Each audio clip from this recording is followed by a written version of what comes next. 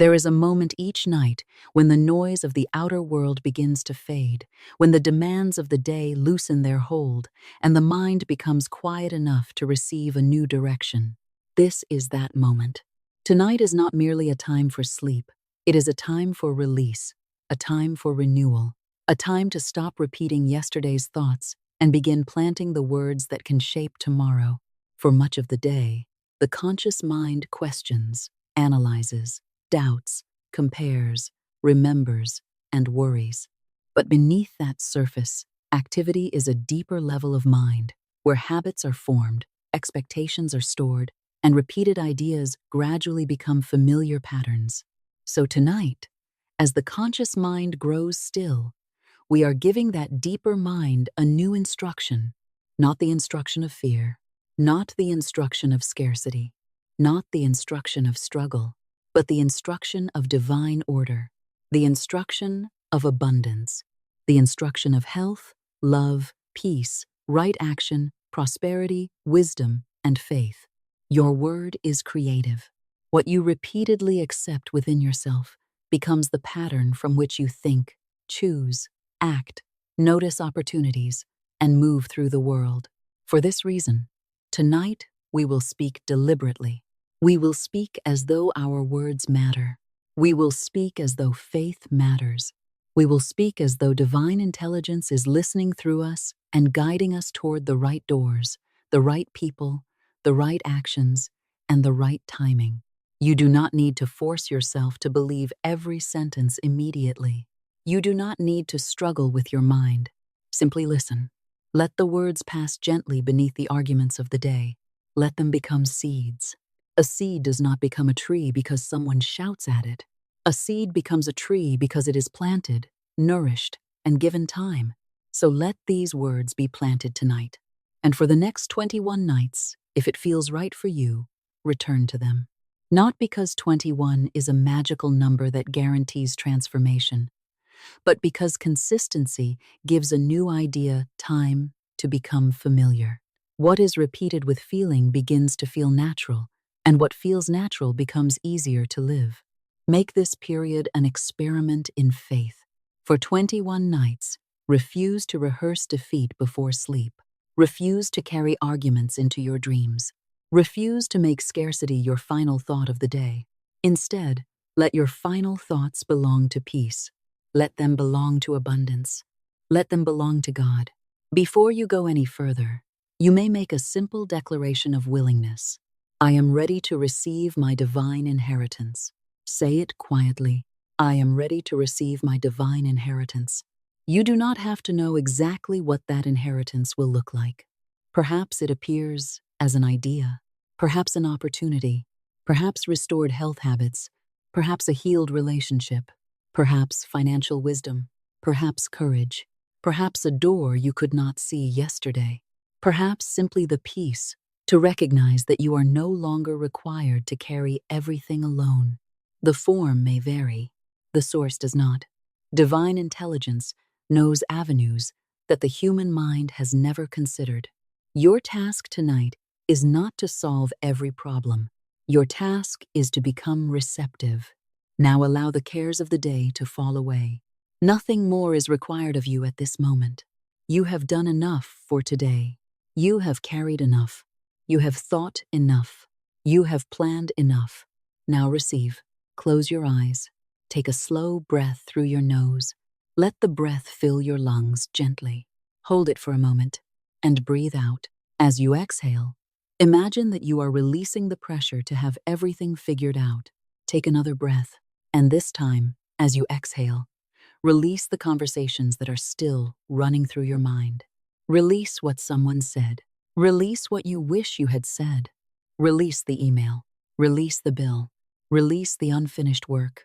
Release tomorrow. Tomorrow will meet you when tomorrow arrives. Tonight belongs to peace. Imagine a warm, soft light beginning at the crown of your head. There is nothing harsh about this light. It does not demand. It does not judge. It simply moves. It passes gently across your forehead. The lines of concentration begin to soften. Your eyelids rest. Your jaw releases. Your tongue becomes still. Your neck loosens. Your shoulders drop. You may not have realized how much you were carrying there. Let it go. Let every invisible burden slide from your shoulders, as though it were a coat you no longer need to wear. The light travels down your arms, through your elbows, through your wrists, into your hands, all the way to your fingertips. Your hands do not need to hold anything now. They can open. Open hands are a beautiful symbol of faith. A clenched hand cannot receive. So inwardly, open your hands.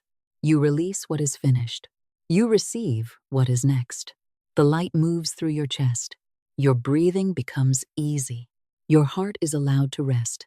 You do not have to keep watch over the whole world tonight. You do not have to monitor every person you love. You do not have to predict every outcome. Divine intelligence does not sleep. You can. Let your stomach relax. Let your hips relax. Let your legs become heavy. Your knees soften. Your ankles loosen. Your feet rest.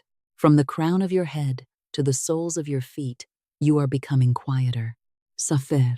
Still. Now imagine that you are standing before a beautiful staircase. There are 10 steps. At the bottom is a sanctuary. It may look like a garden, a quiet room, a chapel filled with light, a peaceful shoreline beneath the stars. There is no correct image.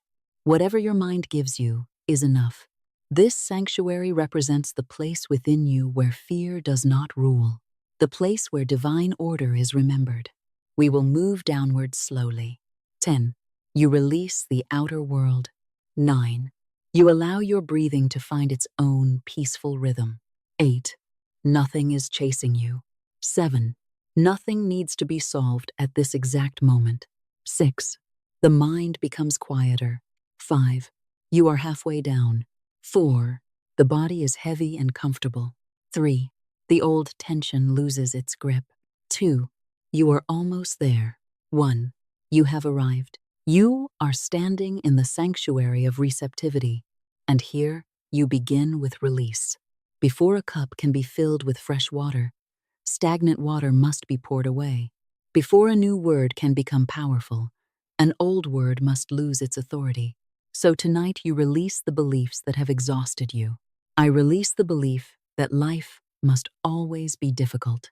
I release the belief that struggle proves my worth. I release the belief that I am behind. I release the belief that there is not enough. I release the belief that money must come through suffering. I release the belief that love must hurt. I release the belief that success belongs to other people. I release the belief that I must be perfect before I am worthy of good. I release the belief that one mistake can ruin my future. I release the belief that my past is stronger than the presence of God within me. These were thoughts. They were repeated. They became familiar. But familiar does not mean true. Tonight, I choose new thoughts. I choose new words. I choose a new inner agreement. I forgive the people whose words became wounds inside me.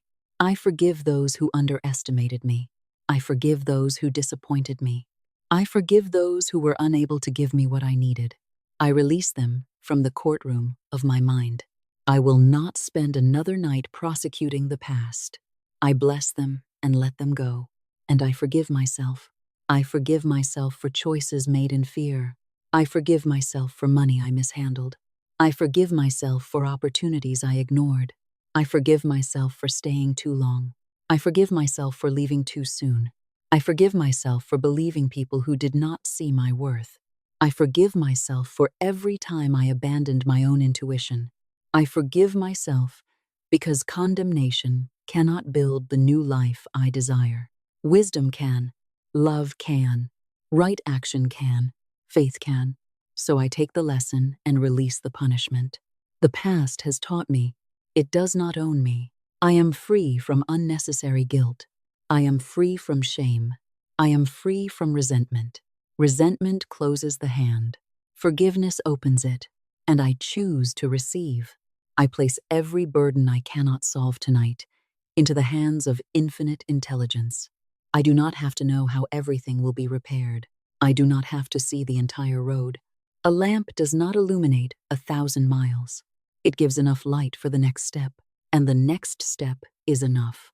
I release the need to control the entire outcome. I release the need to know exactly how the money will come. I release the need to know exactly when the door will open. I release the need to know exactly who will help me. I make room for surprise. I make room for grace. I make room for an avenue I have not considered. Divine intelligence sees what I cannot yet see. Therefore, I can rest. I empty the cup of fear so that it may be filled with faith. I empty the cup of resentment so that it may be filled with love. I empty the cup of scarcity so that it may be filled with abundance. I empty the cup of confusion so that it may be filled with guidance. I release resistance to prosperity. I release resistance to health. I release resistance to love. I release resistance to being seen. I release resistance to receiving help. I release resistance to the good that is trying to reach me. I flow with life instead of fighting every current. I am not required to push against the river. There are moments for action and moments for allowing. There are doors I must knock on. There are doors that will open before I touch them. Divine wisdom shows me the difference. Tonight I become a clean page. A new chapter begins. I dissolve my agreement with lack. I dissolve my agreement with chronic struggle. I dissolve my agreement with the idea that suffering is noble. I make a new agreement with divine supply. A new agreement with wisdom. A new agreement with stewardship. A new agreement with peace. A new agreement with right action. I am worthy of good because life itself has given me a place here. I do not need to earn the right to exist. I do not need to apologize for desiring a beautiful life. I do not need to make myself smaller to make anyone comfortable. I can prosper and remain kind. I can succeed and remain humble. I can receive and remain generous. I can have more and use more for good. I make room for the miraculous. I make room for the practical. I make room for the inspired idea and the disciplined action that follows it. I am open. I am ready. I am listening. Divine intelligence guide me. Divine order governs me. The way is being made clear before me. And I receive the first new word now. Prosperity. Prosperity is more than money. Money is one visible expression of supply. But true prosperity is the consciousness that your good is not limited to one person, one company, one paycheck, one client, one opportunity, or one circumstance. The fearful mind says, "This is my only way." Faith says, "There are ways I have not yet seen." The fearful mind says, "If this door closes, I am finished."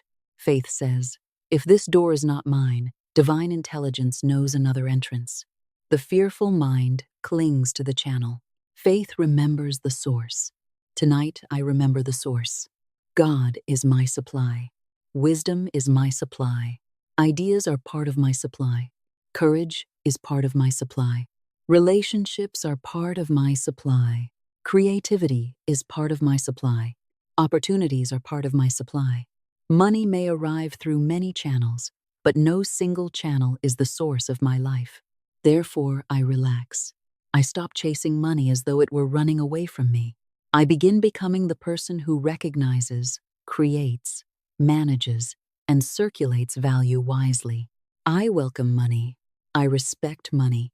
I use money consciously. I allow money to support good work, beautiful experiences, meaningful service, security, generosity, freedom, and peace. There is nothing spiritual about being terrified of money. There is nothing noble about financial chaos. Order is spiritual. Stewardship is spiritual. Generosity is spiritual. Freedom from needless fear is spiritual. So I invite divine order into my finances now. Every account comes under order. Every bill comes under order. Every decision comes under order. Every financial conversation comes under order. Every contract comes under order. Every source of income comes under order. Every expense comes under order. My mind becomes calm enough to see clearly. My decisions become wise. My habits become consistent. My actions begin to match my declarations. Money comes to me through honest, useful, harmonious channels. I am open to increased income. I am open to unexpected, legitimate opportunities. I am open to better work. I am open to better clients. I am open to new skills. I am open to new ideas. I am open to partnerships that benefit everyone involved. I am open to gifts freely given. I am open to refunds, bonuses, raises, commissions, royalties, sales, profitable projects, wise investments, and forms of supply I cannot presently name. I do not dictate the channel. I welcome the right channel. There is enough good in an infinite universe for me and for others. Therefore, another person's prosperity does not threaten mine. When I see someone succeeding, I bless them. When I see a beautiful home, I bless the owner. When I see a thriving business, I bless the people who built it. When I see someone receiving an opportunity, I say inwardly, wonderful. The world contains opportunities. The world contains supply. The world contains possibility. Their success is not evidence of my exclusion. It is evidence that prosperity takes many forms. I release envy. Envy is a confession of scarcity. Blessing is a confession of abundance. So I bless. I bless wealth used wisely. I bless businesses that serve. I bless creators who prosper through valuable work. I bless families becoming financially secure. I bless people paying off debt. I bless people buying homes. I bless people building savings. I bless people giving generously. And what I bless, I no longer resist. I become receptive to my own good. Every day I grow more capable of creating value. Every day I become more aware of opportunities. Every day my relationship with money becomes calmer. Every day I become a wiser steward. My bank accounts can grow because my capacity can grow. My income can expand because my service can expand. My financial life can improve because I am willing to learn. I am not waiting passively for prosperity. I participate in it. Right consciousness produces right action. Right action gives divine supply a channel. I listen for ideas. When the right idea appears, I do not bury it beneath endless doubt. I examine it. I pray over it. I learn what I need to learn. And when the inner direction is clear, I act. My mind is fertile ground for useful ideas. Ideas that solve problems. Ideas that make life easier. Ideas that educate. Ideas that entertain. Ideas that heal relationships. Ideas that build communities. Ideas that create products. Ideas that improve services. Ideas that save time. Ideas that serve people. Ideas have value when they become action. So I become a person of inspired action. I am guided by divine intelligence. I recognize the next step. I take the next step. I manage what I have with wisdom. I do not despise small amounts. A seed is not insulted because it is small. Within it is the pattern of a tree. So I bless the money already in my possession. I bless the first dollar. I bless the first sale. I bless the first 100. I bless the first 1,000. I bless every legitimate increase. I do not postpone gratitude until I reach a larger number. Gratitude begins now. Thank you for what is here. Thank you for what is growing. Thank you for what I am learning to manage. I spend intentionally. I save purposefully. I give joyfully. I invest thoughtfully. I learn continuously. I refuse both reckless spending and fearful hoarding. I choose circulation with wisdom. Money comes in. Money serves. Money is saved. Money is invested. Money is given.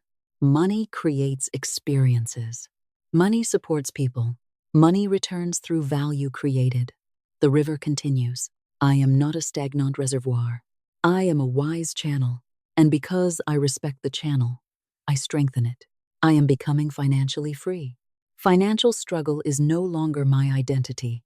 Even if there are obligations today, I refuse to turn them into a permanent definition of myself. A balance is a number. It is not my worth. A debt is a financial condition. It is not my identity. A difficult month is a season. It is not my destiny. I can look at numbers without fear. I can make a plan without shame. I can ask for help without humiliation.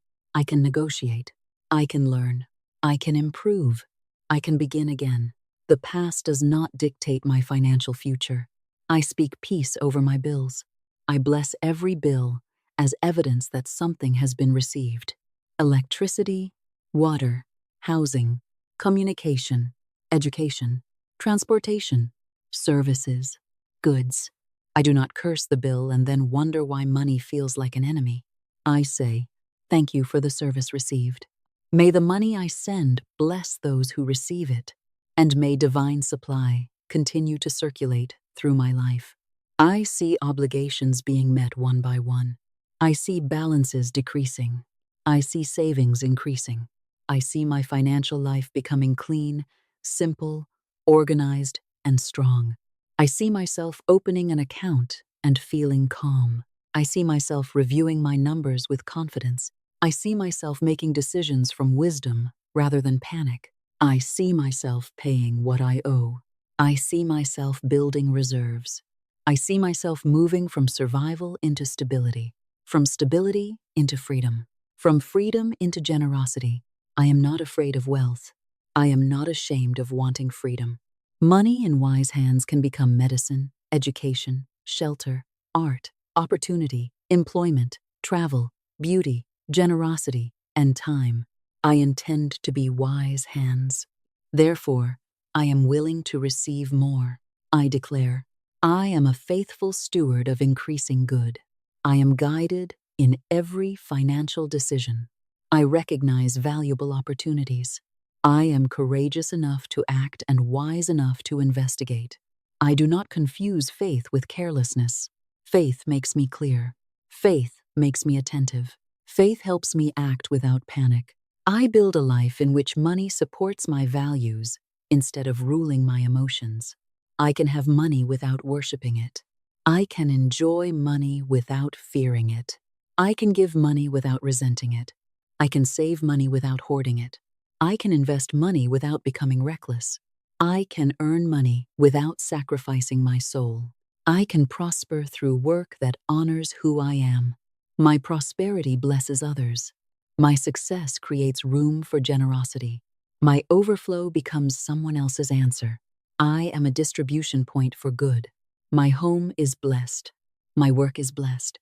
My ideas are blessed. My hands are blessed. My decisions are blessed. My finances are moving into divine order. If one door closes, I do not collapse before it. I turn toward the greater door. I know that what is truly mine by divine right cannot be stolen by another person. No one can occupy my unique place. No one can express my combination of experience, voice, imagination, talent, perspective, and purpose exactly as I can. There is no competition for my divine design. I therefore stop comparing. I create. I contribute. I serve. I allow the right compensation to follow right value. I am relaxed about supply. Relaxation does not mean passivity. It means I refuse to let fear make my decisions. My needs can be met. My obligations can be handled. My future can improve.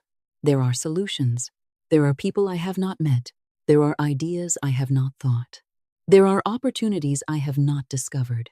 There are doors I have not approached. Infinite intelligence is not exhausted. Therefore, I do not need to be exhausted. I can sleep. I can receive. I can trust. I declare, God is my source. Divine intelligence is my guide. Right action is revealed to me. Money comes through right and harmonious channels. I have more than enough to meet my needs, fulfill my responsibilities, enjoy my life, and share with others. I bless what I have. I welcome increase. I am grateful before the evidence is complete. The seed is growing beneath the soil. I do not dig it up with worry. I water it with faith. I strengthen it with action. I protect it with wise speech. And I know the harvest will reveal itself in its proper season. Now I speak more specifically to my work, my career, my business, and the value I bring into the world. There is something I can contribute. There is a place I can fill. There is work that becomes more meaningful because I am the one doing it. I stop treating myself as interchangeable. I stop assuming that because others have similar skills, my contribution has no special value.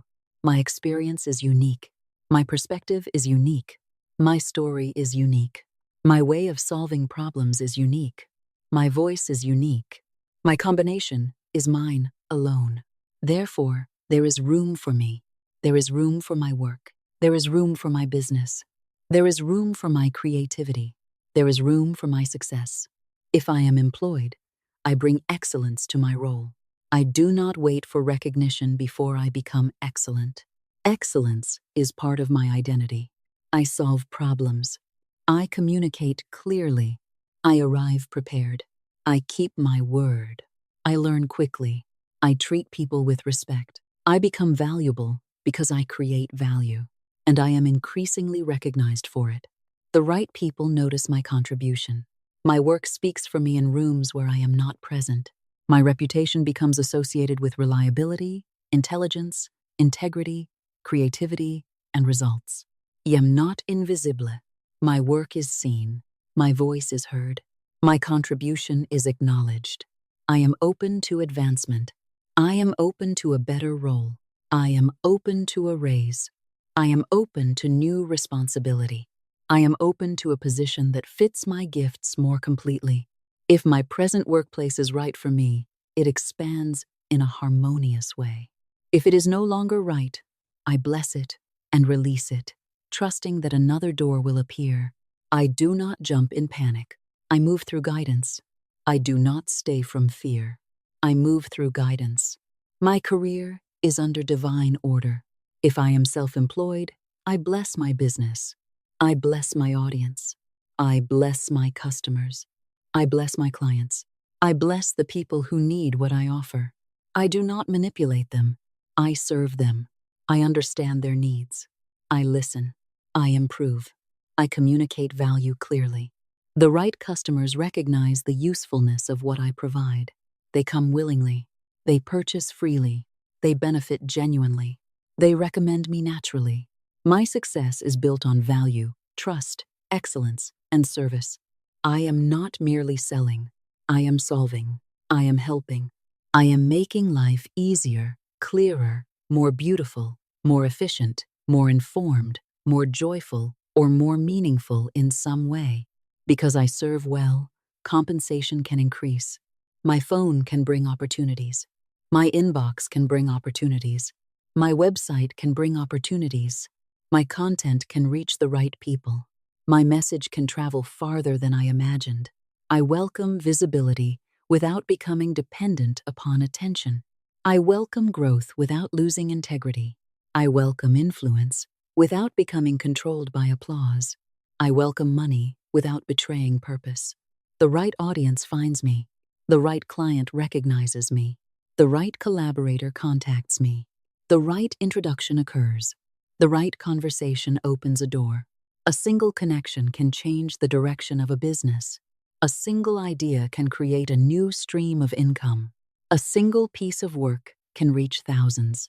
A single decision can eliminate months of confusion. Therefore, I stay awake to guidance. I do not dismiss the small nudge. I do not laugh at the simple idea. I do not assume the opportunity must look dramatic in order to be important. Divine intelligence often begins quietly. A name comes to mind. A person sends a message. An article appears. An idea repeats itself. A solution becomes obvious. I pay attention. I am a good listener. I am a good observer. I recognize divine appointments. I attract ideal clients and harmonious customers. Not everyone is my customer, and I release the need to persuade everyone. The people who truly need my work can recognize its value. I communicate honestly. I price wisely. I do not undercharge because of fear. I do not overcharge from ego. I ask for fair compensation aligned with the value, market, skill, time, and transformation involved. I become comfortable receiving payment. Receiving allows me to continue serving. I release guilt around compensation. I also release reckless fantasies around money. My prosperity is built on value, stewardship, integrity, and divine guidance. I create offers people can understand. I make my message clear. I improve my skills. I improve my systems. I improve my service. I allow excellence to become visible. My work becomes increasingly effective. I attract the right team members, people whose strengths complement mine, people of integrity, people who care about the mission, people who are capable and responsible. I do not need to do everything myself. Delegation is not weakness. Receiving help is not weakness. A strong vision needs structure. I create structure. My business becomes organized. My calendar becomes organized. My finances become organized. My communication becomes organized. My priorities become organized. Divine order enters every system. I release the addiction to being busy. Busyness is not always productivity. I choose high-value action. I focus. I finish. I rest. I return refreshed. My success does not require the destruction of my health.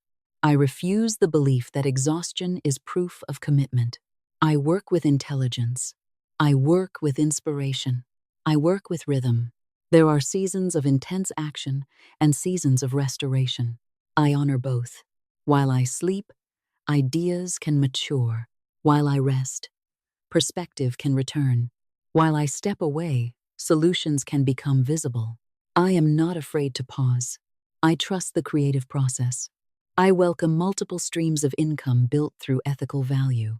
Income from work, income from business, income from intellectual property, income from investments suited to my knowledge and risk tolerance, income from royalties, income from partnerships, income from products, income from services, income from assets, income from new ideas. I am not dependent upon one fragile channel. I grow intelligently. I diversify wisely. I seek appropriate knowledge. I do not make financial decisions from excitement alone. Divine guidance never requires me to abandon common sense. Wisdom is spiritual. Research is spiritual. Patience is spiritual. Discipline is spiritual. I become a wise investor. I understand that no investment is guaranteed. Therefore, I do not confuse faith with gambling. I learn. I diversify. I seek sound advice when needed. I manage risk. I think long-term. I allow my money to work intelligently. I build security patiently. My net worth can increase over time. My assets can grow. My obligations can decrease. My financial foundation can become stronger. I do not need overnight fantasy. I welcome sustainable prosperity. I see myself becoming free from unnecessary debt. One payment at a time, one wise decision at a time, one increase at a time, one expense reduced, one account organized, one plan followed. I bless my obligations instead of fearing them. I see the words paid in full. I feel the calm of financial order. I imagine opening my accounts and knowing exactly where I stand. No hiding, no shame, no avoidance.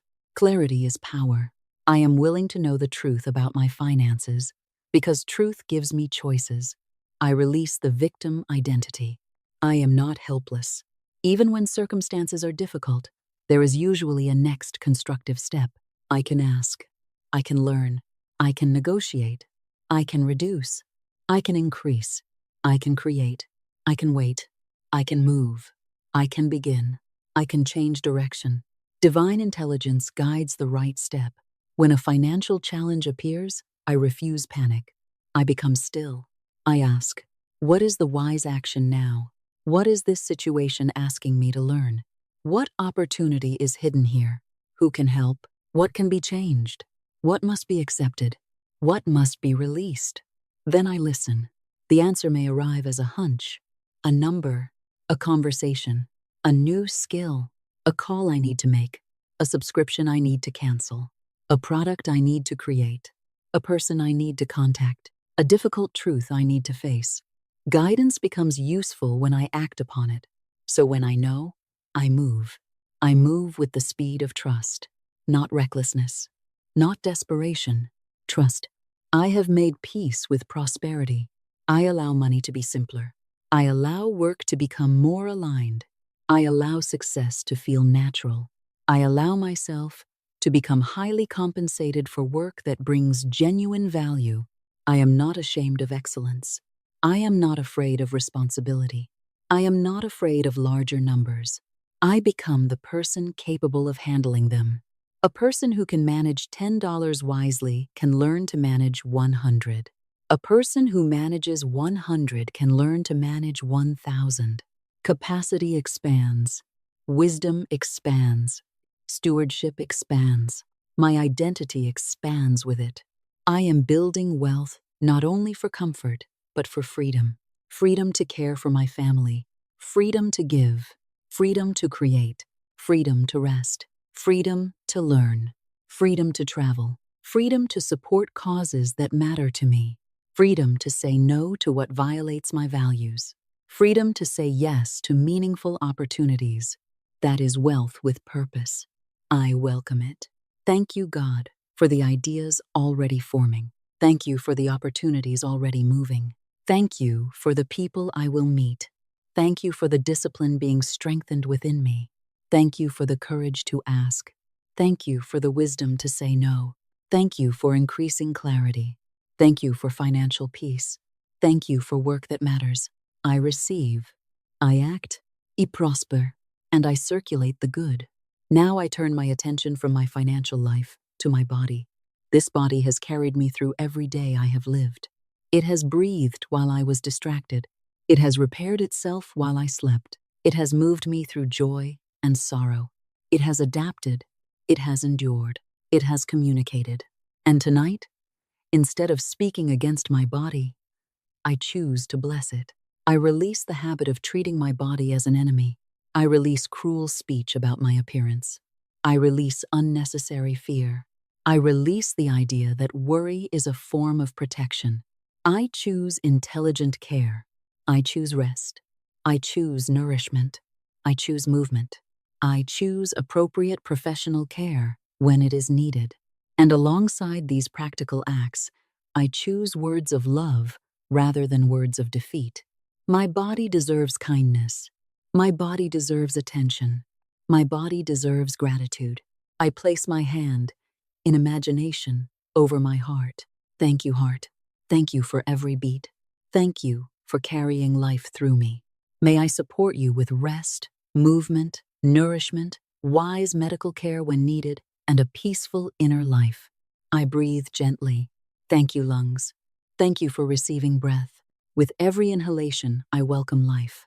With every exhalation, I release tension. I do not need to command my body with violence.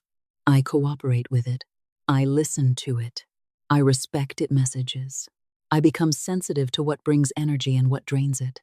I become sensitive to when I need rest. I become sensitive to when I need movement. I become sensitive to hunger, fullness, thirst, fatigue, stress, and renewal.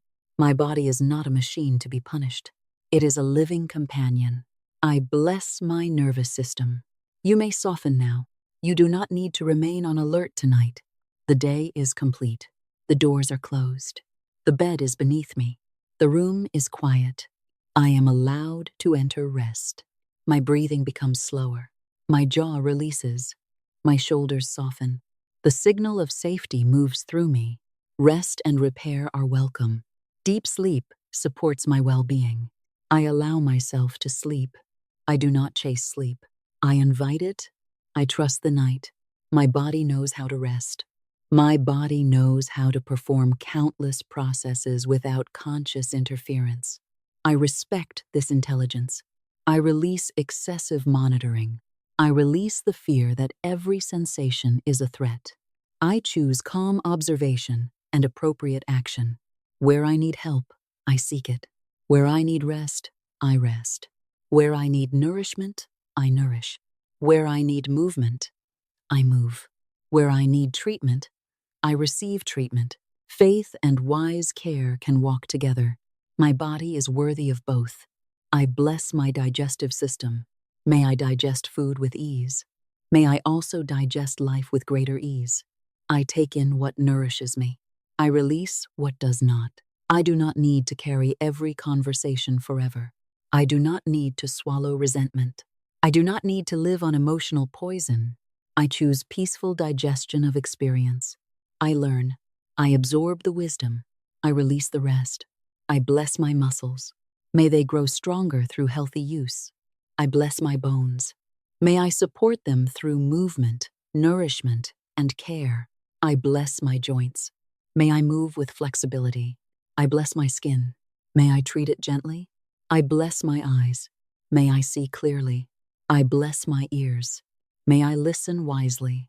I bless my brain. May my thoughts become ordered. May my focus become clear. May I learn easily. May I remember what matters. May I release unnecessary mental clutter. I do not use spiritual language to attack my body. I use it to create a kinder inner environment. I say, body, I am on your side. I will not shame you into well-being. I will love you into better care. I will not punish you with movement. I will celebrate what movement allows me to experience. I walk because I can experience the world. I stretch because freedom of movement feels good. I strengthen myself because strength supports life. I rest because recovery is part of strength. I drink water as an act of respect. I choose nourishing food more often because I deserve nourishment. And when I am imperfect, I do not abandon myself. One choice does not define me. I return gently. I love my body through every stage. I release comparison. Another person's body is not the standard by which I measure my worth. My body has its own history, its own needs, its own rhythms, its own beauty. I look into the mirror with softer eyes. I refuse to turn the mirror into a courtroom.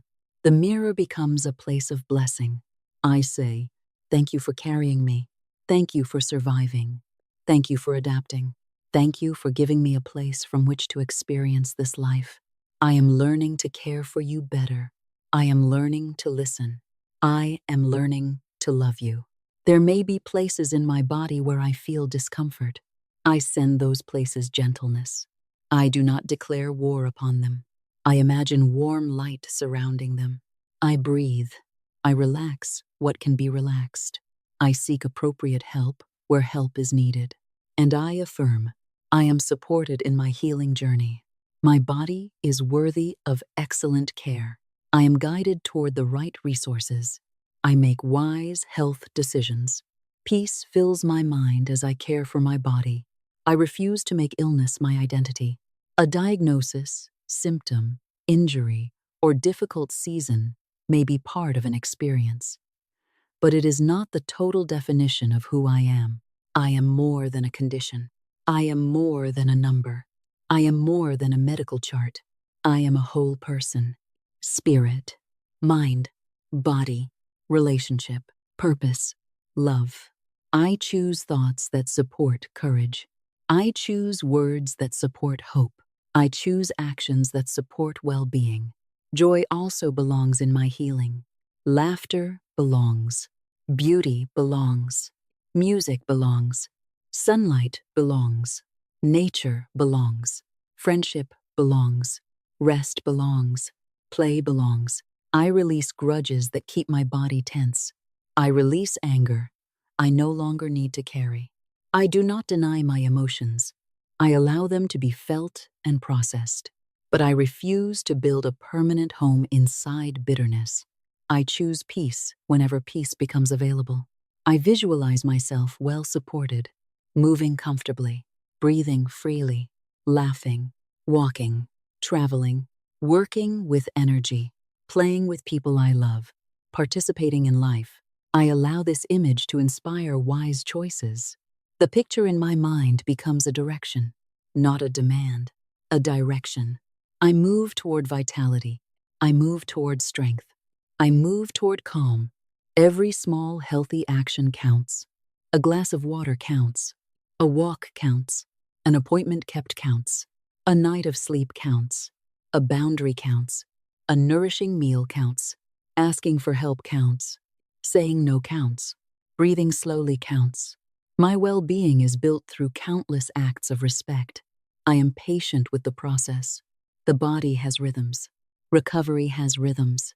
Energy has rhythms. I do not attack myself because progress is not perfectly linear. I stay faithful. I declare, I am guided in caring for my body. I am worthy of health-supporting choices. I rest deeply. I breathe peacefully. I move joyfully. I nourish myself wisely. I speak kindly to my body. I receive appropriate support. I release unnecessary fear. I welcome vitality. I welcome strength. I welcome peace. I welcome restorative sleep. Tonight, every system that knows how to rest is allowed to rest. Every process that knows how to repair is allowed to work without my interference. I do not need to supervise the night. I surrender. I am held. I am safe enough to sleep. And when morning comes, I rise with gratitude for another day inside this remarkable body. Now I turn toward love. Not the anxious pursuit of love. Not the desperate demand to be chosen. Not the kind of love that requires self-abandonment. I turn toward divine love. The love that begins within. The love that makes me whole enough to meet another person without asking them to fill every empty room inside me. Tonight I choose to love myself, not because I have performed perfectly, not because everyone approves of me, not because I have reached every goal. I love myself because the divine life within me is worthy of reverence. I am not required to earn basic tenderness from myself. I stop speaking to myself in ways I would never speak to someone I love. I release self-criticism that masquerades as motivation. Cruelty does not make me better. Clarity can make me better. Responsibility can make me better. Love can make me better. So I speak to myself differently. I am learning. I am growing. I am allowed to be human. I can correct a mistake without becoming the mistake. I can regret an action without hating the person who acted. I can evolve. I approve of my willingness to grow. I respect the distance I have already traveled. I enjoy my own company. Silence with myself is no longer punishment. It is companionship. I become my own safe place. And because I am no longer begging others to prove my worth, my relationships begin to change. I attract from wholeness. I choose from clarity. I recognize respect. I recognize kindness. I recognize consistency. I recognize emotional maturity. I become less impressed by words that are not followed by actions. I become more attracted to peace. I am a magnet for loving relationships because I am becoming a loving environment within myself. The law of circulation applies to love as well as money. What I give from genuine overflow returns in unexpected forms. A smile, a friend, a partner, a conversation, a kindness, a reconciliación, a community, a stranger's generosity, a moment of belonging. I give love freely but wisely. Love does not require me to abandon boundaries. Love and discernment are friends. I can bless someone and still walk away. I can forgive someone without returning to an unsafe situation. I can wish another person well without giving them unlimited access to me. I release the confusion between love and self-sacrifice. Divine love includes me too. I forgive those who could not love me in the way I wanted. Some people acted from wounds I could not heal for them. Some gave only what their consciousness allowed them to give. Some were teachers disguised as disappointments. I release them. I will not spend another year trying to extract an apology from someone who cannot give it. My freedom does not depend upon their understanding. I bless them. I let them go. And I make room for new relationships.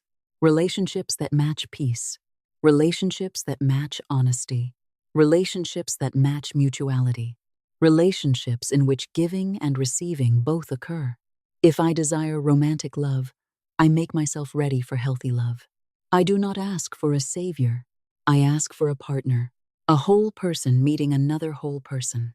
A person who respects me, a person I respect, a person who can communicate, a person who values honesty, a person whose presence allows my nervous system to soften rather than remain in constant confusion. A relationship of affection, loyalty, growth, laughter, attraction, tenderness, and spiritual companionship. I do not need to know where this person is tonight. Divine intelligence knows. I do not chase. I prepare. I become the kind of love I wish to receive. If I am already in a relationship, I bless it. May old patterns dissolve where both people are willing. May communication become clear. May defensiveness soften. May appreciation return. May affection deepen. May truth be spoken kindly. May each person be able to see the humanity and divinity of the other. May we grow together where growth is right, and where a relationship has completed its purpose. May truth and grace guide what comes next. I bless my family. I release petty arguments. I release the need to win every conversation. I become more interested in peace than in proving that I am right. I can disagree without contempt. I can establish boundaries without hatred. I can love people without controlling them. My home becomes a sanctuary of peace. When I enter, I bring peace. When others enter, may they feel welcome. May unnecessary tension dissolve. May harsh speech lose its appetite. May laughter return. May meals be blessed. May conversations be sincere. May rest be easy. My home is not a battlefield. It is a place of restoration. I bless my coworkers. I bless my clients. I bless my employees. I bless my leaders. I bless the people whose personalities challenge mine. I do not need everyone to become like me. I can work harmoniously with difference. I attract mentors. I attract allies. I attract people who speak well of my work when I am not in the room. I attract collaborators who value integrity. I have favor because I practice goodwill. I release fear of rejection. A no is not the end of my life. A closed door may be protection. A person leaving may create space. An opportunity disappearing may redirect me. I no longer interpret every rejection as proof of unworthiness. What is right for me can find me. What is not right can leave. I trust this sorting process. I enjoy solitude. I enjoy companionship. I am not lonely merely because I am alone. Spirit is with me. I am comfortable in my own skin. I do not wear a mask to earn belonging. The people meant for my deeper life can know the real me. I attract friendships built on mutual respect. Friends who celebrate my wins. Friends who can tell me the truth. Friends who do not need me to fail so they can feel secure. Friends I can celebrate without envy. We rise together. I release relationships that repeatedly drain, manipulate, humiliate, or diminish me. I bless and release. My inner circle is sacred. I choose wisely. I am a person of my word. If I promise something, I honor it. If I cannot, I communicate.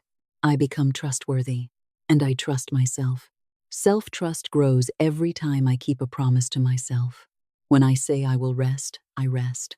When I say I will begin, I begin.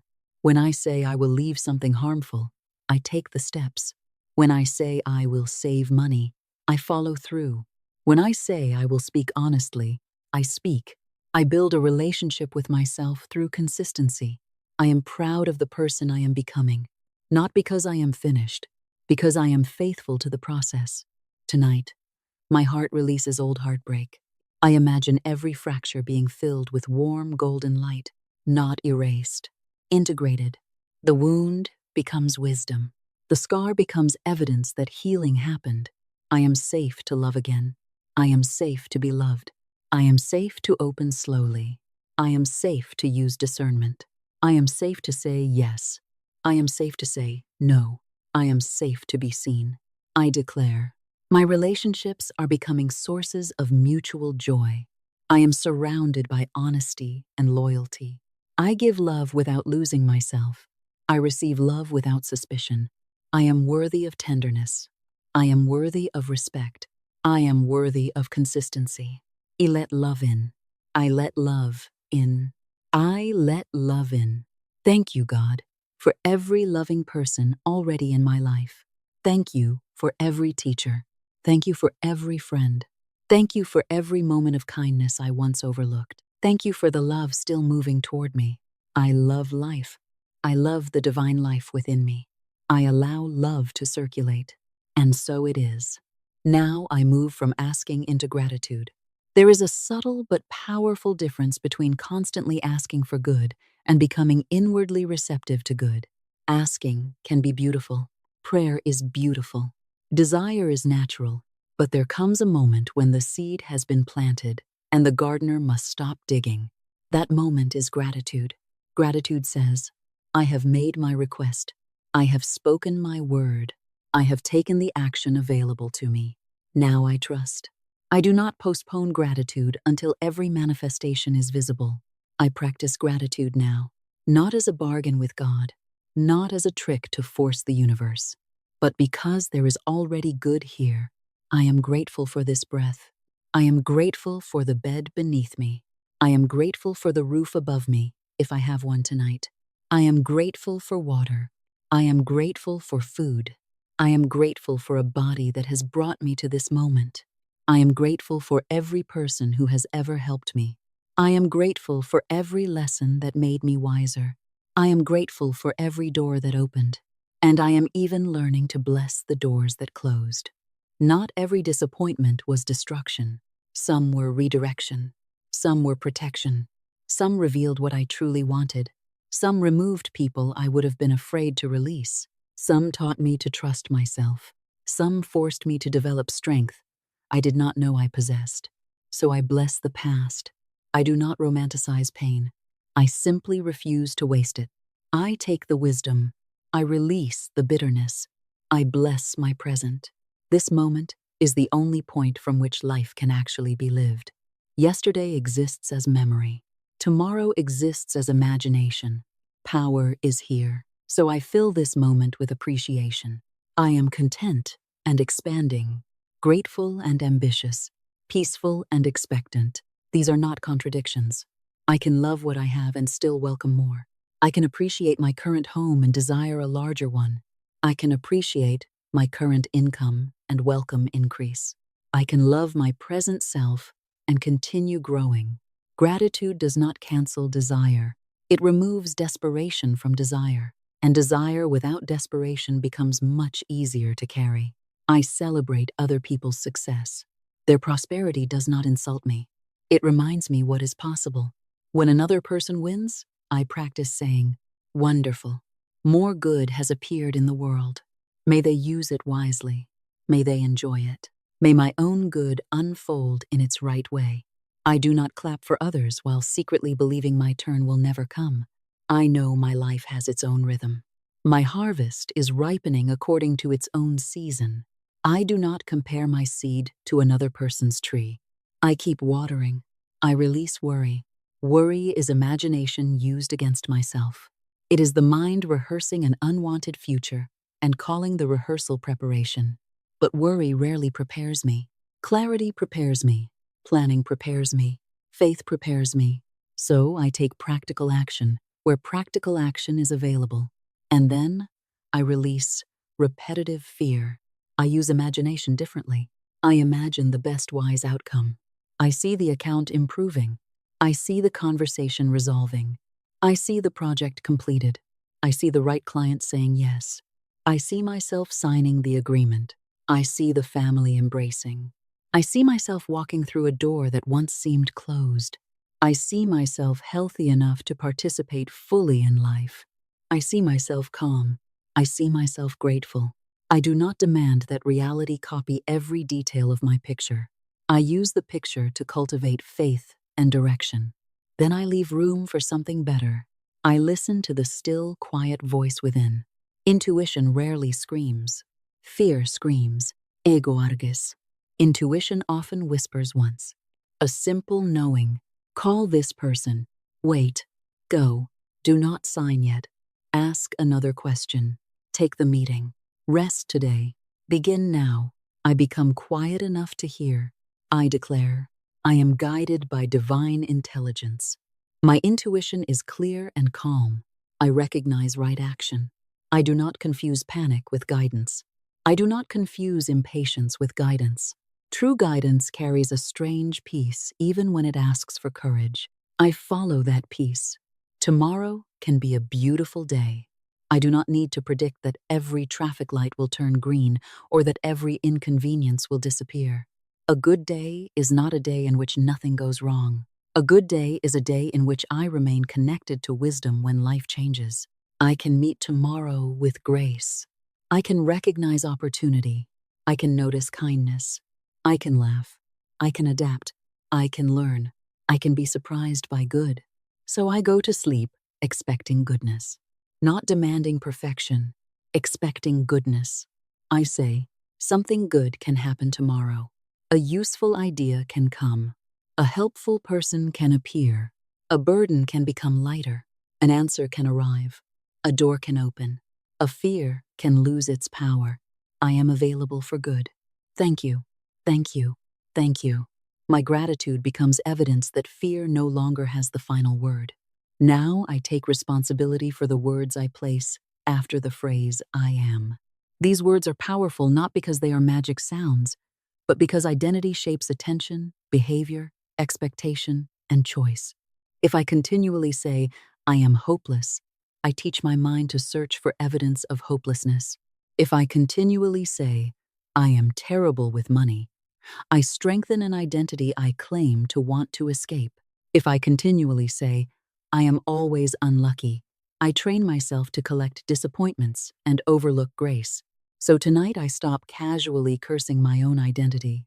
I become careful with I am learning, I am growing, I am guided, I am capable, I am worthy, I am peaceful, I am becoming prosperous, I am becoming financially wise, I am open to receiving, I am generous, I am responsible, I am secure in spirit, I am stable, I am expanding, I am a wise steward, I am rich in ideas, I am rich in relationships, I am rich in gratitude, I am rich in possibility, I am building material prosperity with wisdom, I am vitality, I am committed to well-being, I am strong in ways that matter, I am flexible in body and mind, I am radiant with life, I am rested, I am calm, I am learning to sleep deeply, I am learning to wake refreshed, I am full of life, I am love, I am loved,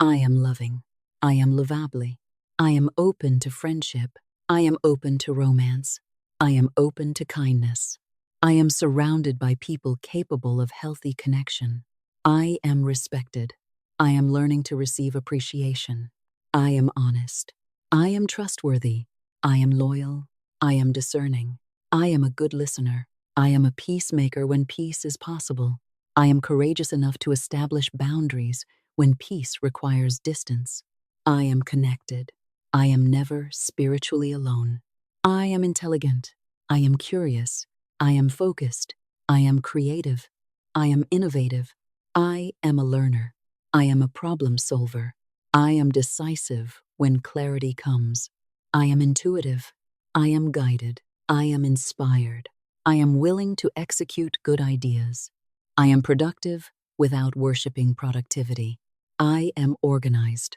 I am disciplined, I am motivated by purpose, I am courageous, I am brave enough to begin before everything is perfect, I am joy, I am peace, I am gratitude, I am hopeful, I am enthusiastic about life, I am playful, I am allowed to enjoy myself, I am free, I am fulfilled by meaningful living, I am on a path, I am not required to see the entire path, I am exactly where I can begin from, I am trusting the process while participating in it, I am a spiritual being, I am connected to God, I am protected by wisdom, I am supported, I am centered, I am grounded, I am awake to this moment, I am here, I am now.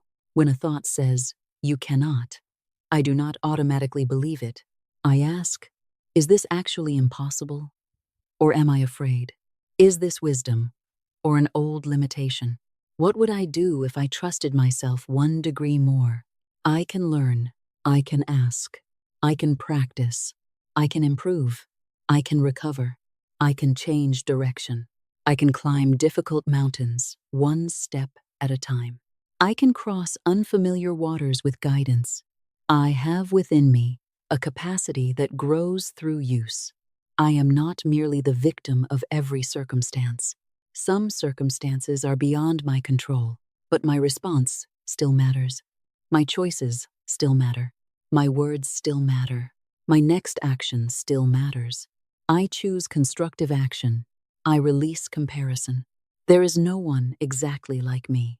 My journey does not need to resemble another person's.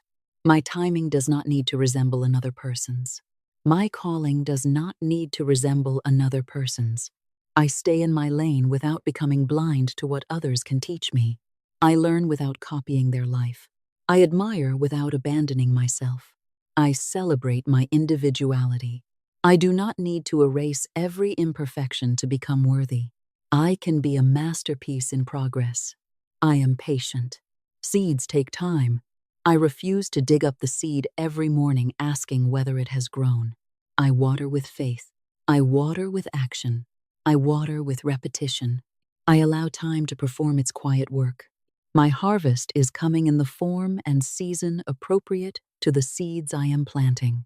I forgive every time I told myself I was not enough. That sentence no longer serves me. I am enough to begin, enough to learn, enough to be loved, enough to receive help, enough to take up space, enough to have a voice, enough to grow.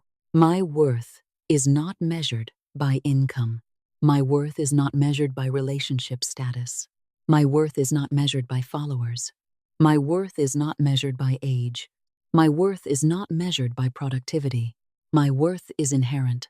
From that foundation, I can pursue growth without trying to earn permission to exist.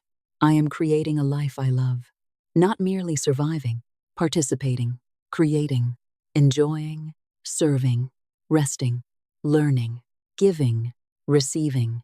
My cup can overflow. Goodness can follow me because I am increasingly willing to notice, choose, and circulate goodness. In the deepest place within me, there is a stillness untouched by the noise of the day.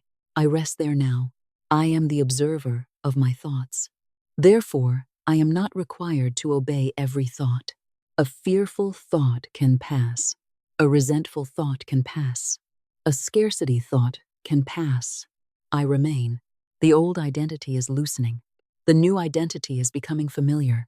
I am ready for tomorrow, ready for opportunities, ready for challenges, ready to learn, ready to adapt, ready to be guided. I am equipped for the next step. Light surrounds my mind. Peace surrounds my heart. Wisdom surrounds my decisions. I am, I am, I am, and I choose carefully what comes next. Now I enter the consciousness of divine protection.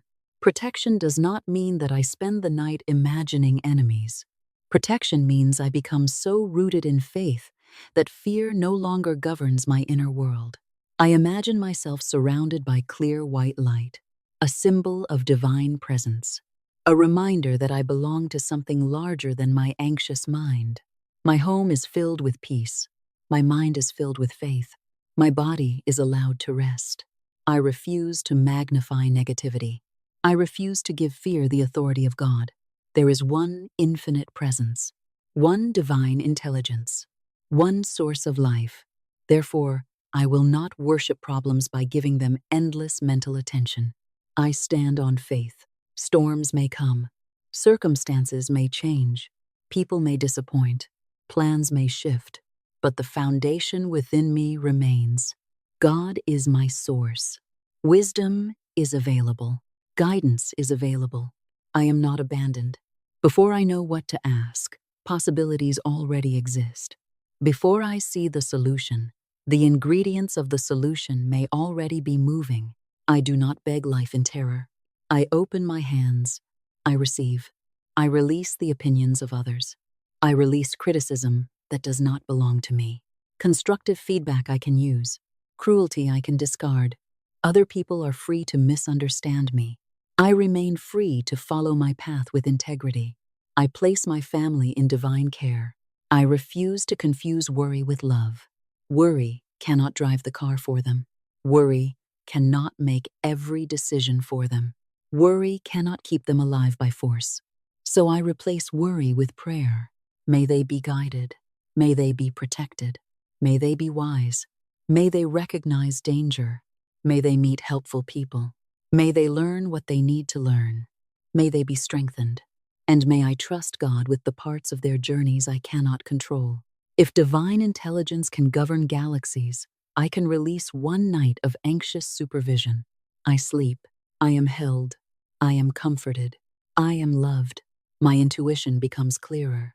I know when something requires action. I know when something requires patience. I know when to ask for help. I know when to walk away. I know when to speak. I know when silence preserves my peace. I have access to wisdom beyond my first fearful reaction. Tonight, sleep becomes sacred. My room becomes peaceful. My bed becomes a sanctuary. I bless the walls around me. I bless the door. I bless the windows. I bless every person under this roof.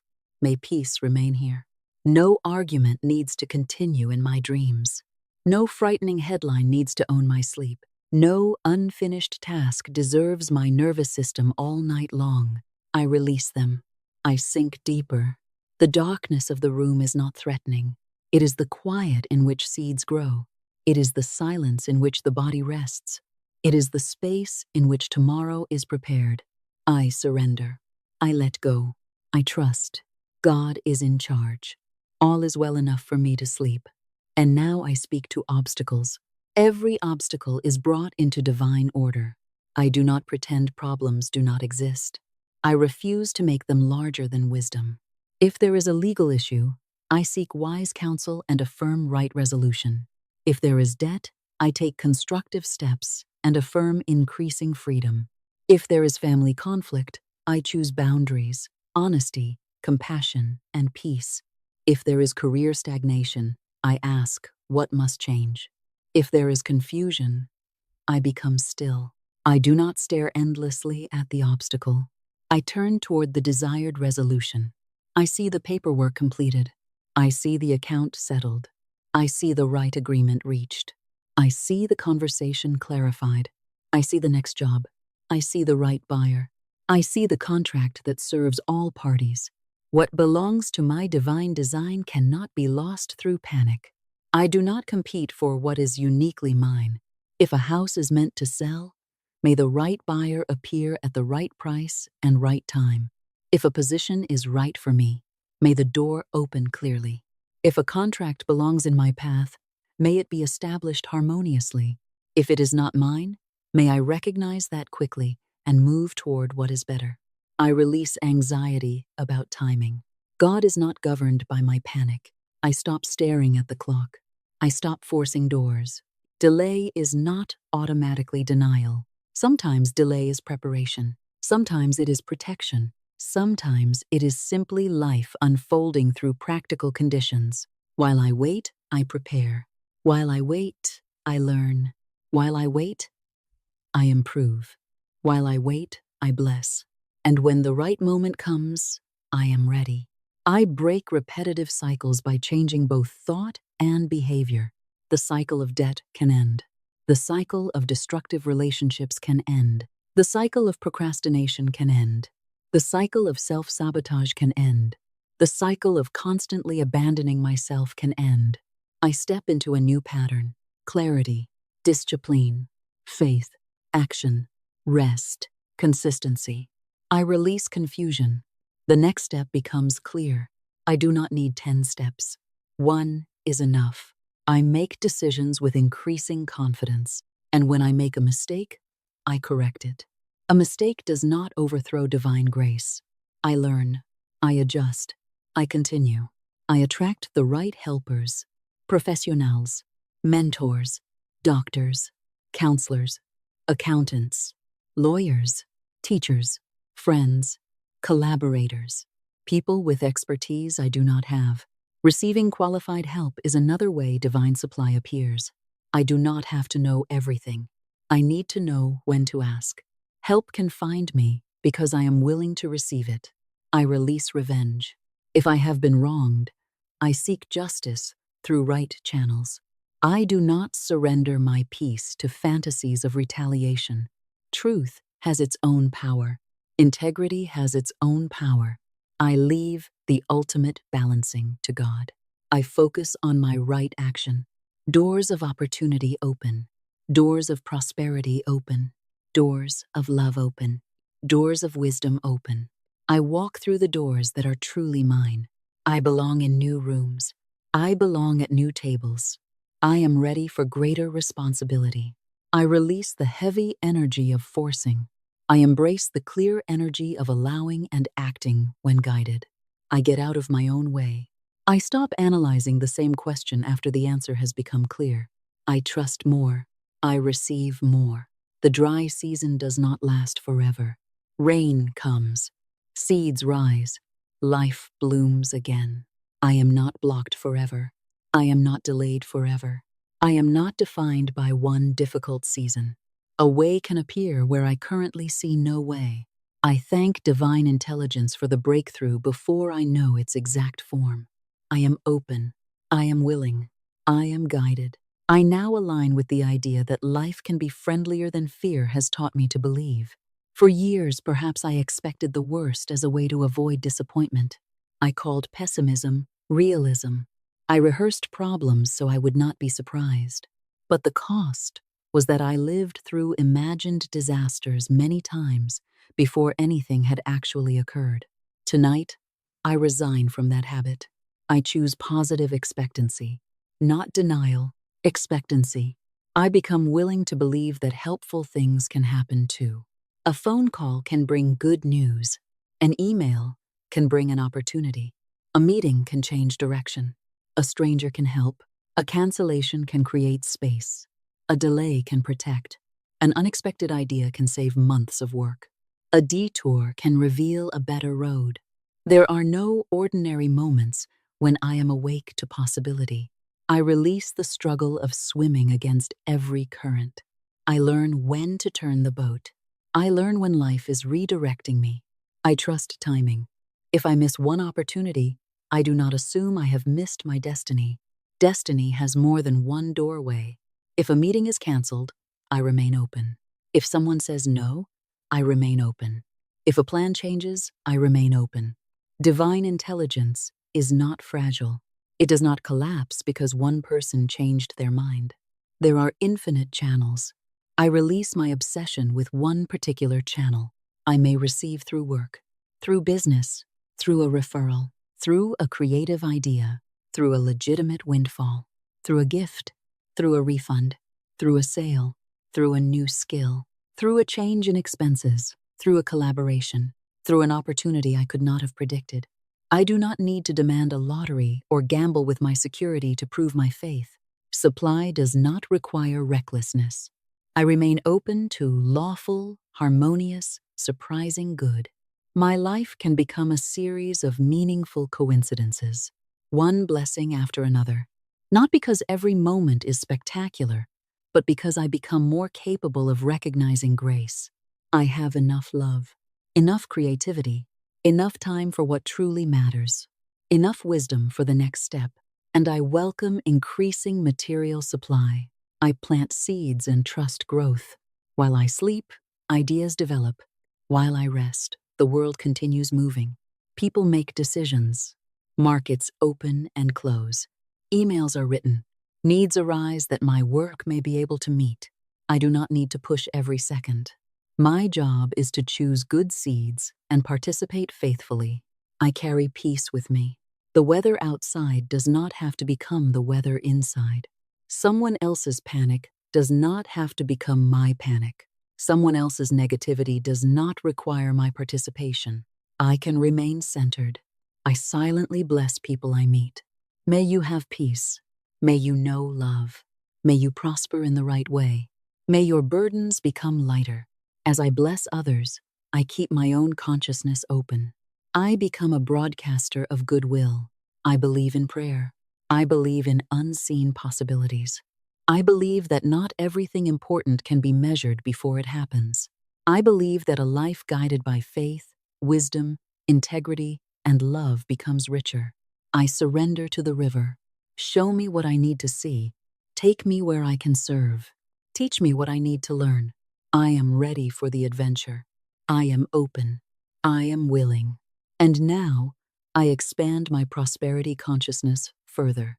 Wealth is partly a number, but before it becomes a number, it is also capacity. Can I receive? Can I manage? Can I wait? Can I invest?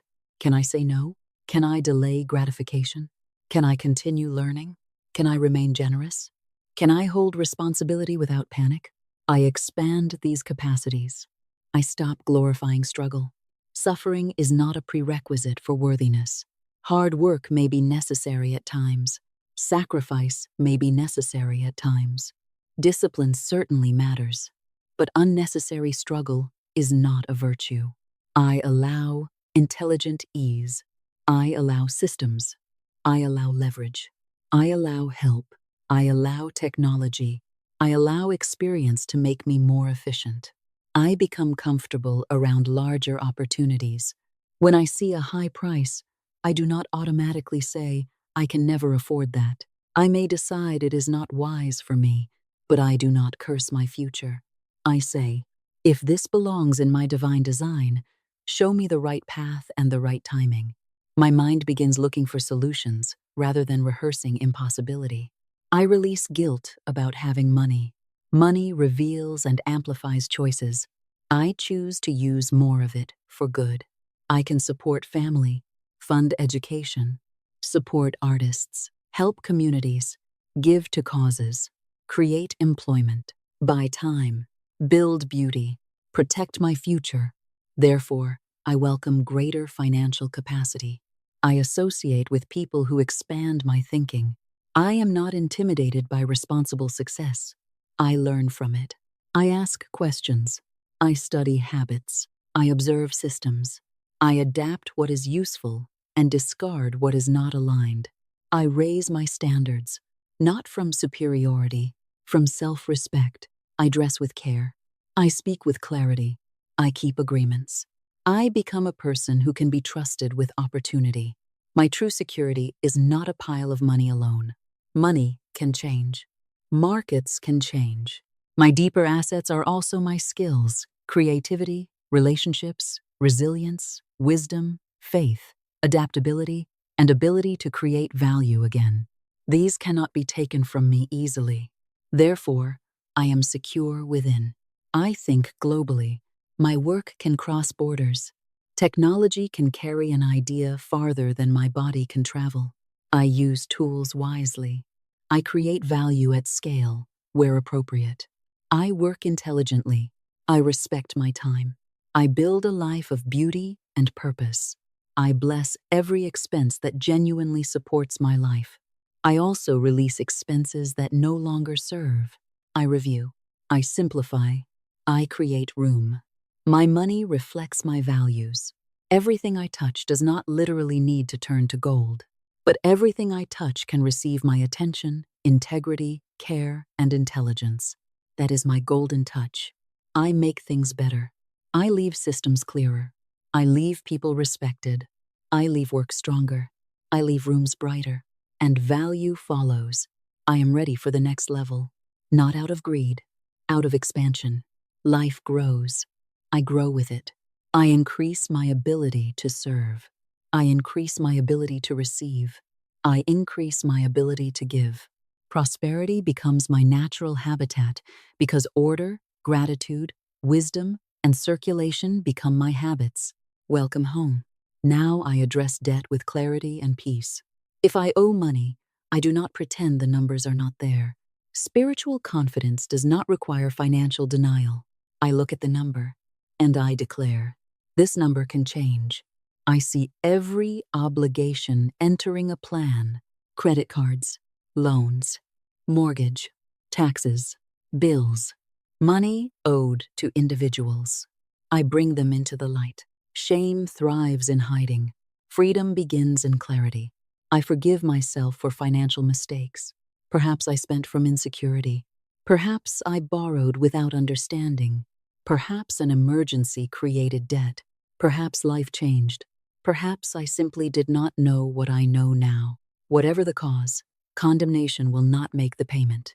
Wisdom will help. Action will help. Increase will help.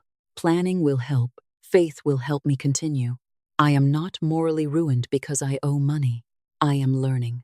I am graduating from an old pattern. I call forth the resources, discipline, strategies, opportunities, and income needed to become increasingly free. I do not need to dictate one miraculous channel. There may be many. A raise, a new client, a side business, a restructuring, a lower rate, a settlement, a budget, an asset sold, an unnecessary expense removed, a new skill, a better job, a legitimate refund, a gift, a plan I follow faithfully. I am open to the perfect combination. I see the balances falling. I see paid in full. I feel the relief. I bless everyone I owe. May they receive what is rightfully theirs. May this exchange become clean. May both sides be free. I release fear around mail. I release fear around phone calls. I release fear around account balances. I can face reality because reality can change. No creditor owns my peace. No balance determines my worth. I can communicate. I can negotiate. I can ask for advice. I can make a plan. I can take the next step. I am worthy of financial peace. I become a master of money management. I budget with wisdom. I spend intentionally. I save consistently. I delay some pleasures because I value larger freedom. I understand compound growth. Small actions repeated become large outcomes. Small savings accumulate. Small payments accumulate. Small improvements in skill accumulate. Small changes in spending accumulate. Faith itself compounds when supported by evidence of my own follow-through. I reverse the old flow. Income begins to exceed expenses. A surplus appears. The surplus becomes a cushion. The cushion becomes security. Security creates calmer decisions. Calmer decisions create stronger outcomes. I build an emergency reserve. First 1 month, then more. I celebrate every stage. I do not insult progress because it is incomplete. I attract opportunities that increase my ability to pay. I remain attentive. I do not wait for rescue while ignoring the work in front of me. Miracles often arrive wearing work clothes. I recognize them. I cancel old statements such as, I will always be broke. I can never get ahead. Money disappears as soon as I get it. Everyone in my family struggles. I am terrible with money. These sentences are dismissed. I replace them. I am learning to manage money well. I increasingly have more than enough. My financial life is becoming orderly. I am breaking inherited patterns of scarcity. My family story can change through me. I am creating a legacy of financial wisdom. I teach what I learn. My children and loved ones can inherit not only assets, but habits, clarity, saving, investing, giving, patience, discernment. I become a turning point. I pay bills with respect. When money goes out, I say, thank you for what this payment represents. I bless its journey. I remain open to continued supply. I do not dramatize every expense. Money circulates. The goal is not to stop circulation. The goal is to create healthy circulation. Income, saving, investing, giving, living, enjoying, growing. I am free. I am becoming freer. Thank you for every payment completed. Thank you for every balance reduced. Thank you for every wise decision. Thank you for the clean slate being built. And so it is. Now I speak to business growth. My ideal clients are looking for solutions. I do not need everyone. I need alignment. I serve people whose needs genuinely match what I offer. They recognize my expertise because I cultivate expertise. They trust me because I act with integrity. They pay promptly because the exchange is clear. They refer others because the value is real. I communicate with clarity. My content reaches people. My website communicates effectively. My social platforms become useful channels. I do not command algorithms as though technology has no rules. I learn the rules. I create excellent work. I improve presentation. I study my audience. I adapt. And I remain open to divine favor, working through practical excellence. Visibility increases. Discovery increases. My message spreads. My brand becomes memorable because it is authentic. I become known for something useful. I do not fear a crowded marketplace. There is no one with my exact voice. I develop that voice. I become the obvious choice for the people who fit me best. I handle rejection gracefully. A no creates room for another yes. I release people who are not aligned. I focus on those I can truly serve. I price with confidence. I communicate value. I do not manipulate pain. I do not exploit fear. I build trust. My selling is ethical. My marketing is compelling because it is truthful. My visuals are excellent. My copy is clear. My customer experience is thoughtful. My business becomes worthy of recommendation. Testimonials grow because results grow. Word of mouth expands. I focus on what works. I stop chasing every shiny idea. I double down on strengths. I hire for weaknesses. I build systems. I create repeatable processes. My business can function without consuming every hour of my life. I build freedom into the structure. I attract collaborations, mentors, partners, investors when appropriate, influencers, communities. One right introduction can open a massive door. I remain socially awake. I network with generosity. I ask how I can help as often as I ask how others can help me. I stay innovative. I watch changing needs. I create solutions. I do not merely follow trends. I learn to recognize deeper patterns. My income streams diversify ethically.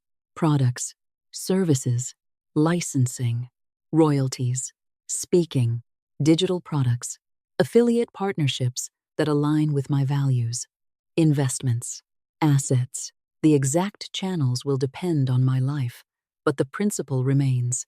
I do not put all of my expectation into one fragile place.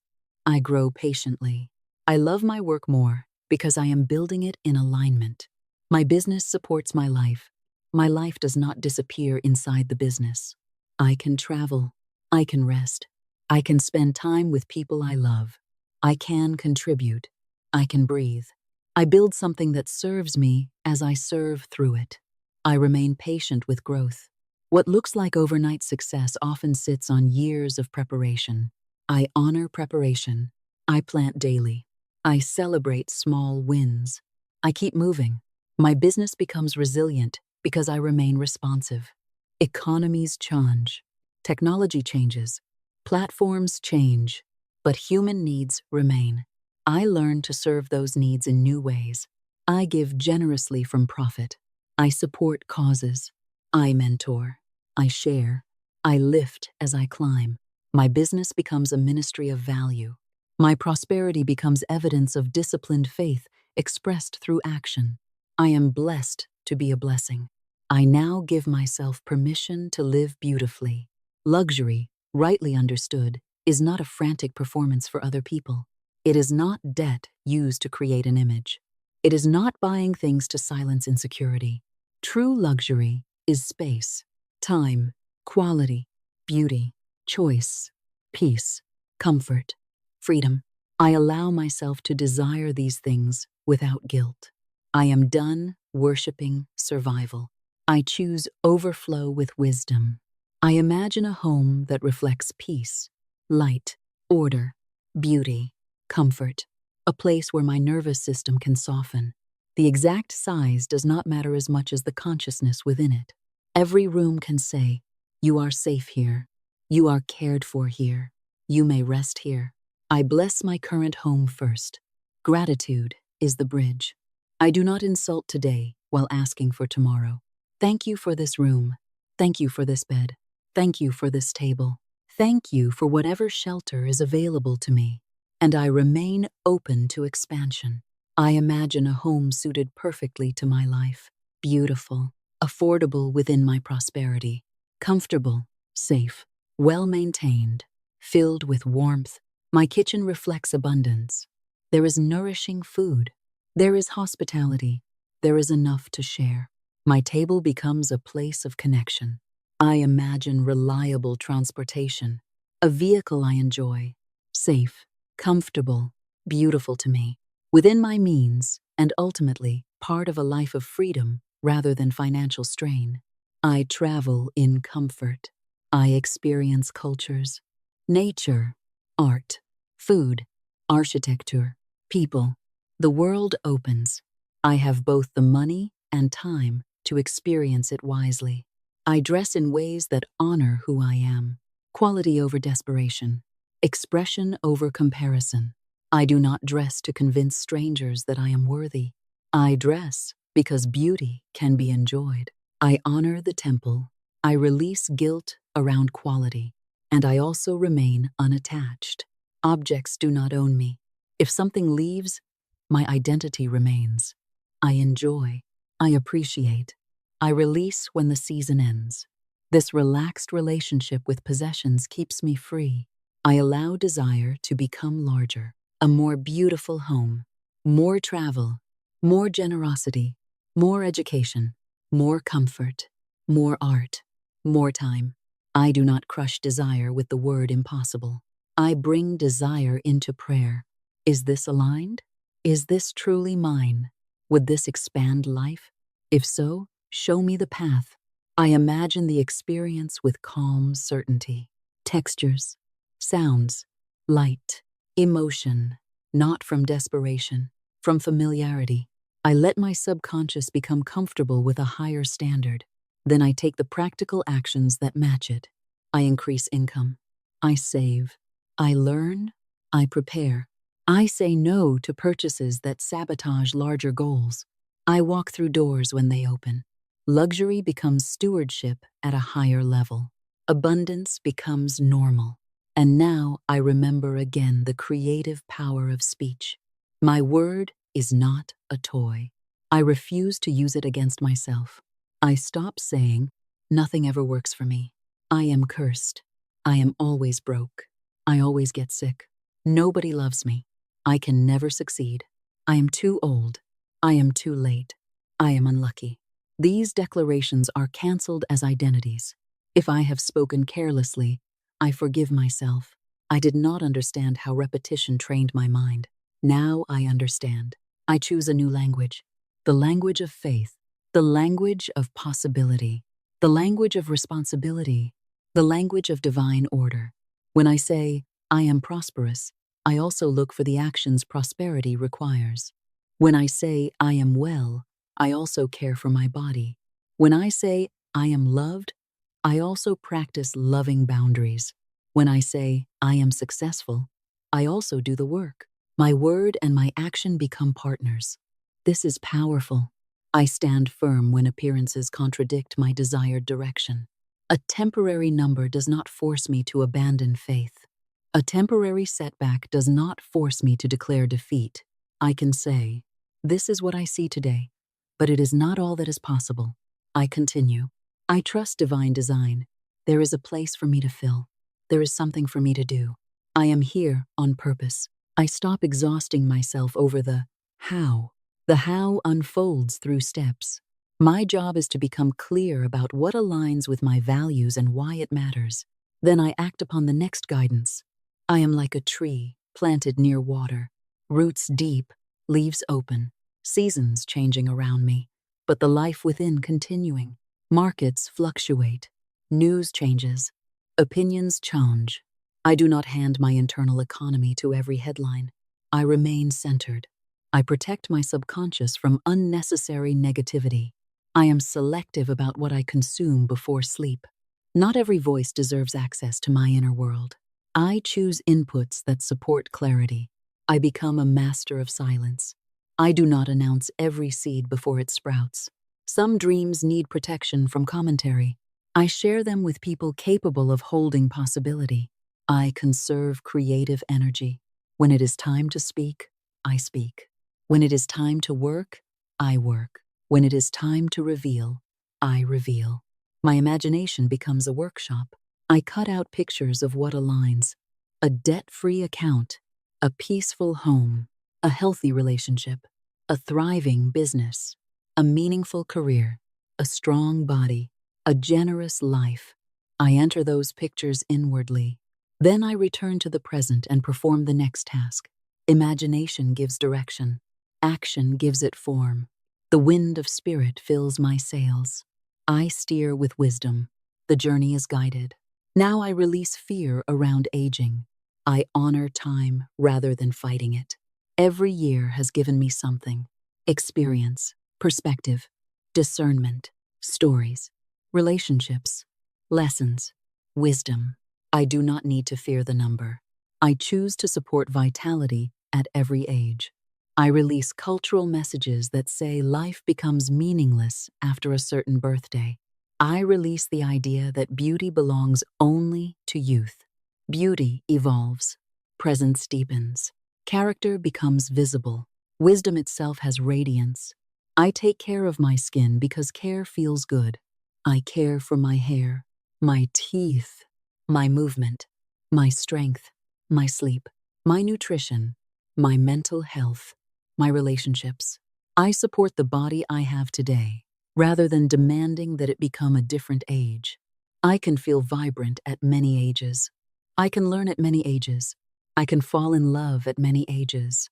I can create at many ages. I can build wealth at many ages. I can reinvent myself at many ages. I can begin again. Time does not disqualify me. I look into the mirror and see life. I speak kindly. You are beautiful. You are alive. You are becoming wiser. You are worthy of care. I release comparison with younger versions of myself. I honor who I am now, and I make choices that support the vitality available to me. Joy is one of the great beautifiers. A person lit from within carries an attraction that no cosmetic can imitate. So I choose joy, play, curiosity, adventure. I refuse to become mentally old through cynicism. I remain interested. I learn new things. I meet new people. I travel when possible. I read. I create. I laugh. I stay involved with life. I carry wisdom without carrying unnecessary weariness. I nourish myself. I hydrate. I rest. I seek healthcare. I move. I cultivate relationships. I protect my peace. These are acts of beauty. I do not need external validation to know my worth. Compliments are welcome, but they are not oxygen. I can appreciate myself before anyone else notices. My beauty is unique. My presence is unique. I am not competing. I am expressing. Tonight I imagine golden light surrounding me, not as a literal reversal of time, but as a symbol of renewal. Every night offers renewal. I rest. Restore. I begin again. Tomorrow I wake one night wiser and, through rest, perhaps brighter. I am alive. I am radiant. I am grateful for time. And now I open the channel of wisdom. I do not rely only on what I already know. Infinite intelligence contains possibilities beyond my current understanding. I become teachable. I read. I study. I ask. I observe. And I also listen inwardly. Intuition has a particular quality. It is quieter than panic. Fear says, do something now or everything will collapse. Intuition may simply say, wait, or call, or this is not right, or go. I learn the difference. I do not blindly follow every feeling. I test guidance against wisdom, facts, values, and reality. Spiritual discernment is not impulsiveness. It is deep listening joined with intelligence. I always know enough for the next step. When I need an answer, I become still. I ask. Then I watch. The answer may arrive immediately, or through days of gathering information. It may arrive through a person, a book, a conversation, a dream, a repeated idea, a professional, a simple fact I had overlooked. I remain receptive. I release overthinking. Overthinking is often the attempt to obtain absolute certainty before moving. Life rarely offers absolute certainty, so I gather what I can. I pray, I discern, I decide, and then I move. If correction is needed, I correct. I am not trapped by one decision. I trust my capacity to adapt. I am a master of discernment. I pay attention to character, consistency, facts, energy, patterns. I do not let charm override evidence. I do not let fear override evidence either. I see clearly. I attract wise counselors. I value expertise. But no person replaces my responsibility to choose. I listen to counsel. I listen inwardly. I decide consciously. I am always learning. Some truths come from books, some from experience, some from silence. I make room for silence. My mind becomes clear enough for insight.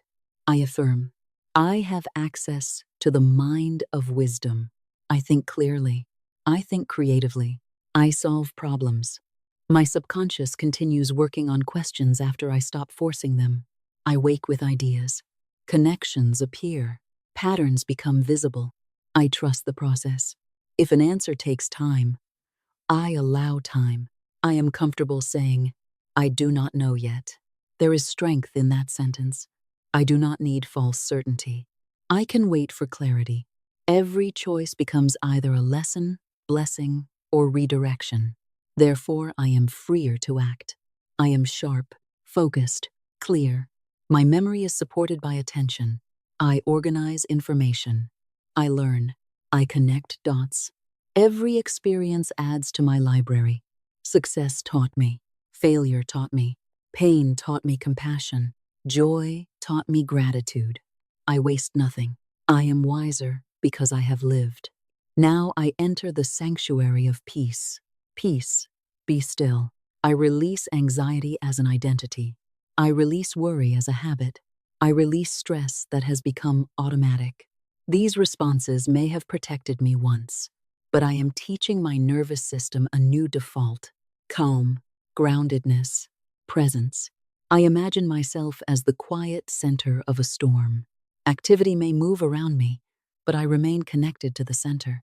I acknowledge traumatic memories without allowing them to define the whole of me. What happened matters. My pain mattered, but I am more than what happened. I am also what I choose now. I choose healing. I choose support. I choose freedom. I call my energy back from endless replay. I return to the present. Here, now, breathing. Safe enough in this moment. I release control. Control often promises safety and delivers exhaustion.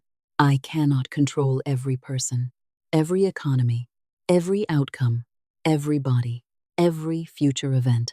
But I can influence my choices, my habits, my boundaries, my responses, my speech, my attention. So I release what is not mine and become responsible for what is. I hand the impossible burden back to God. My shoulders soften. My neck relaxes. My breathing deepens. I am emotionally resilient. Resilience does not mean I never hurt. It means hurt is not the final chapter. I bend. I recover. I ask for help. I process. I return. I am not afraid of emotion. Sadness can move. Anger can move. Fear can move. Joy can move. I allow emotion without making each emotion a permanent identity. I am emotionally intelligent. I heal the younger version of myself. I imagine that child standing before me, perhaps scared, perhaps lonely, perhaps desperate to be chosen. I kneel beside them. You are safe with me now. You are wanted. You are loved. You do not have to perform for my approval. I will listen to you. I will protect you as wisely as I can. I will not abandon you to please other people. We are going forward together. I give myself what I once demanded from the world: patience, encouragement, protection, validation, rest. I release addiction to drama. Peace may feel unfamiliar if chaos was familiar, but unfamiliar does not mean wrong. I learn to tolerate calm. I do not create conflict simply to feel alive. I choose quiet, simplicity, steady love, contentment. When I am content, desperation decreases. When desperation decreases, discernment improves. When discernment improves, choices improve. Peace has practical value. I support my emotional well-being through healthy practices and professional support when needed. I do not use affirmations to shame myself for difficult feelings. I use them to remind myself that a feeling can change. I am not permanently defined by anxiety. I am not permanently defined by sadness. I am allowed to seek help. I am allowed to heal at my own pace. I am worthy of support. I speak to myself as a loving friend. You are doing better than you think. Keep going. One day at a time. One choice at a time. I release fear of the future. The future has not happened. I will not suffer tomorrow before tomorrow arrives. I create a more peaceful future by practicing peace now. I have survived many difficult days. I honor my resilience. But I am also tired of living as though every day is battle. So I lay down the sword. Life can also be a dance. I learn its rhythm. I move with it. Tonight, sleep becomes emotional cleansing. The mind sorts. The body rests. Tomorrow is a fresh page. I am enough. I do not have to accomplish one more thing tonight to deserve sleep. I am worthy because I exist. My peace matters. My healing contributes to the world. A peaceful person changes the atmosphere around them. A healed parent changes a family. A healed leader changes a workplace. A healed creator changes what they create. My inner work matters. Peace, peace, peace. Amen. And now I bless my professional life. I activate excellence. I am a leader in the way I approach my work, whether or not my title includes the word leader. I bring solutions. I take ownership. I communicate. I improve. My contribution is valuable. I am seen and heard by the right people. I attract a role where my abilities can expand. If my current role is right, it grows. If it has completed its purpose, another opens. I release imposter feelings. I belong wherever my preparation, integrity, and divine design place me. My skills are real. My experience is real. My perspective matters.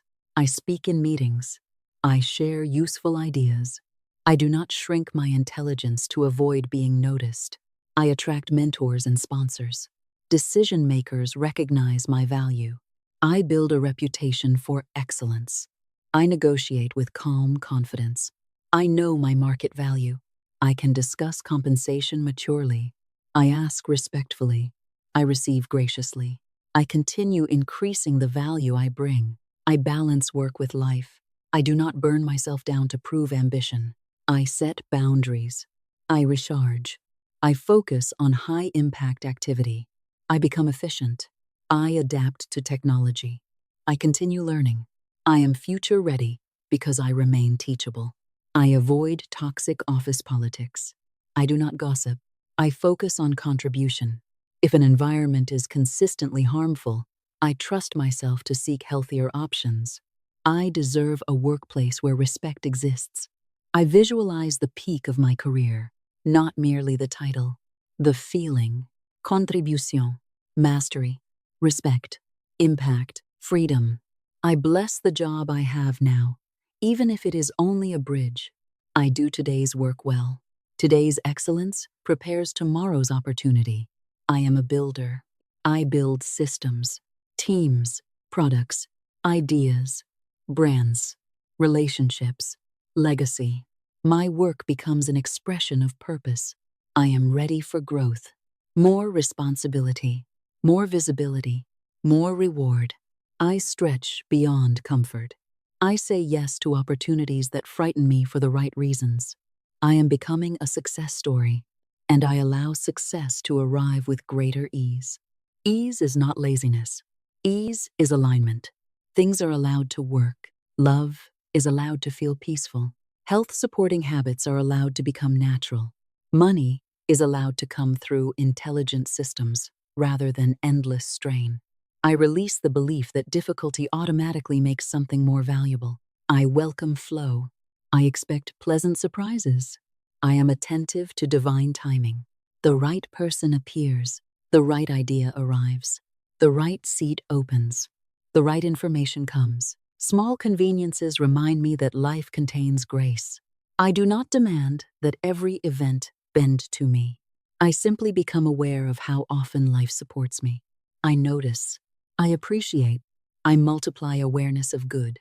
This is my luck, a consciousness open enough to recognize opportunity and prepared enough to act upon it. I am fortunate because I prepare. I am blessed because I notice. I am favored because I participate in goodwill. I am protected by discernment. I release superstition about bad luck. There are lessons, redirections, consequences, random events, and grace. I refuse to build an identity around misfortune. If something does not work, I ask what next. My lucky streak is not a promise that nothing difficult will happen. It is my commitment to keep looking for the door, even when one closes. I am blessed. I am guided. I am favored with wisdom. And so it is. Now I connect to purpose. I am not here by accident. Whether my purpose is expressed publicly or quietly, there is something my life can contribute. Purpose is not always one dramatic career. Sometimes purpose is found in the way I parent, the way I teach, the way I create, the way I solve problems, the way I care, the way I lead, the way I make people feel seen, the way I build, the way I tell stories, the way I serve. I release confusion around purpose. I do not need to discover one perfect sentence describing my entire existence. Purpose unfolds. It leaves clues. What gives me energy? What problem can I not stop thinking about? What skill do people ask me to use? What injustice moves me? What beauty do I want to create? Where do service and joy meet? I listen. My purpose has been speaking through patterns in my life. Tonight the fog clears a little. I do not demand the whole map. I ask for the next step. Every experience can become material. Nothing has to be wasted. Pain may become compassion. Failure may become wisdom. Delay may develop patience. A strange career path may produce a unique combination of skills. The pieces can come together. I am prepared for my assignment. I am here to serve. I am here to contribute. I am here to leave life better than I found it. I give time, talent, attention, love, energy, and through giving, I am filled. Purpose creates circulation. I think generationally. What I build can outlive me. A lesson I teach may be repeated by someone years from now. A business may employ families. A book may reach a reader I never meet. A child may remember one sentence. A video may give someone hope on a dark night. A kind act may alter another person's day and ripple onward. My life has consequences. Therefore, I live deliberately. I release obsession with applause. My soul seeks impact more than validation. If recognition comes, I use it. If obscurity is the season, I continue serving. Likes are not my purpose. Followers are not my purpose. Status is not my purpose. They may be tools. Purpose is deeper. I answer the call. I take the road that makes sense to my soul even when others do not understand. I listen to wise counsel without surrendering my inner knowing. I release fear of failure. Purpose survives experiments. If one method fails, I adjust. If one business fails, I learn. If one project fails, I gather the lesson. I remain committed to the deeper mission. I am patient. Legacy is built slowly. I show up. I take action. I allow the harvest its season. I attract collaborators, people who share values, people whose skills complement mine, people who amplify the mission. I honor them. I do not need to be the only star. Together we can create more. I speak life over my purpose. Doors open. Resources arrive. The right audience hears. My work reaches those who need it. My impact expands. According to divine order, I imagine the end of my life. I look back, not asking how many objects I owned, but asking, did I love? Did I create? Did I serve? Did I use what I was given? Did I have the courage to become myself? I see a life well lived, people helped, work completed, love expressed, lessons learned. I allow that picture to guide today. I will not waste this life waiting for perfect confidence. The right time to begin is often now. The right place to begin is here. The right person to begin is me. Tonight, my subconscious aligns with purpose. Tomorrow I wake with greater clarity. Mission-focused, legacy-minded, present. My life matters. My work matters. I matter. And now, purpose expands into relationship. Because no meaningful legacy is built without people. I bless my relationship with myself first. I love myself in a sacred way. I am my own safe harbor. Then I bless my parents. I release old expectations. Perhaps they did not have the tools I needed them to have. I acknowledge pain without denying love. I forgive where forgiveness is possible and appropriate. I keep boundaries where boundaries are necessary. I honor the life that came through them. If they are living, may they know peace and health. If they have passed, I release unfinished arguments into God's hands. I keep love. I release pain. I bless siblings. I release competition. We do not have to live identical lives. Their success does not diminish me. My success does not diminish them. I become a bridge builder where connection is healthy. I bless my children. They are not possessions. They are lives entrusted partly to my care. I guide without controlling. I listen. I become present. I create emotional safety. I do not make love dependent on performance. If I desire children and do not yet have them, I prepare my heart and trust the path without forcing a spiritual guarantee upon biology or timing. I remain open to the forms family may take. I bless my partner. We are allies, not enemies. We communicate. We repair. We remain affectionate. We honor individuality. If I am single, I prepare for love without placing my life on hold. I live now. I build now. I laugh now. I become whole now. And from wholeness, I welcome partnership. I bless friendships. I show up. I listen.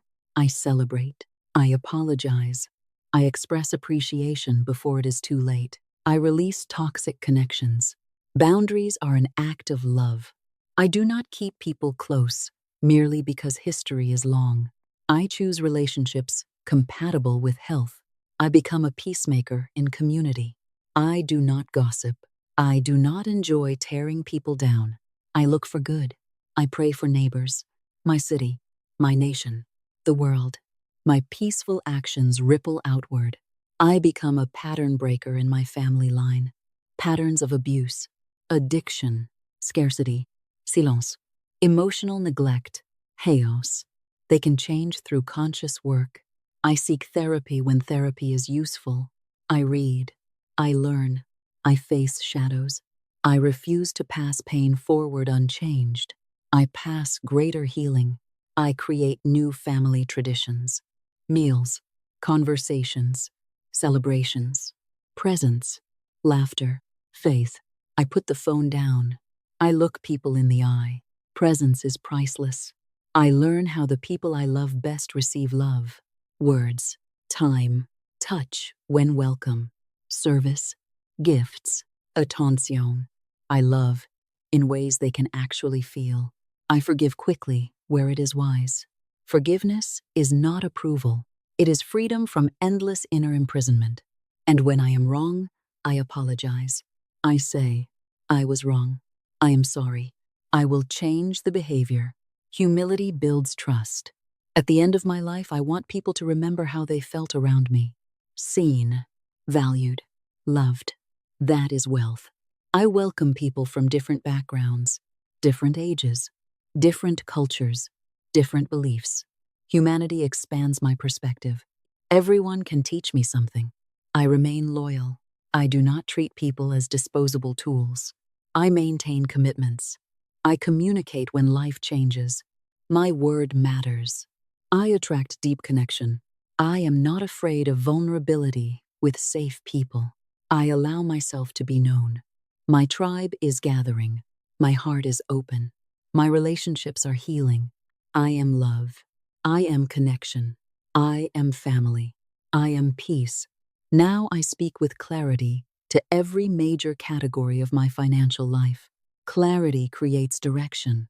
I become the architect of my financial future through words, choices, plans, and repeated action.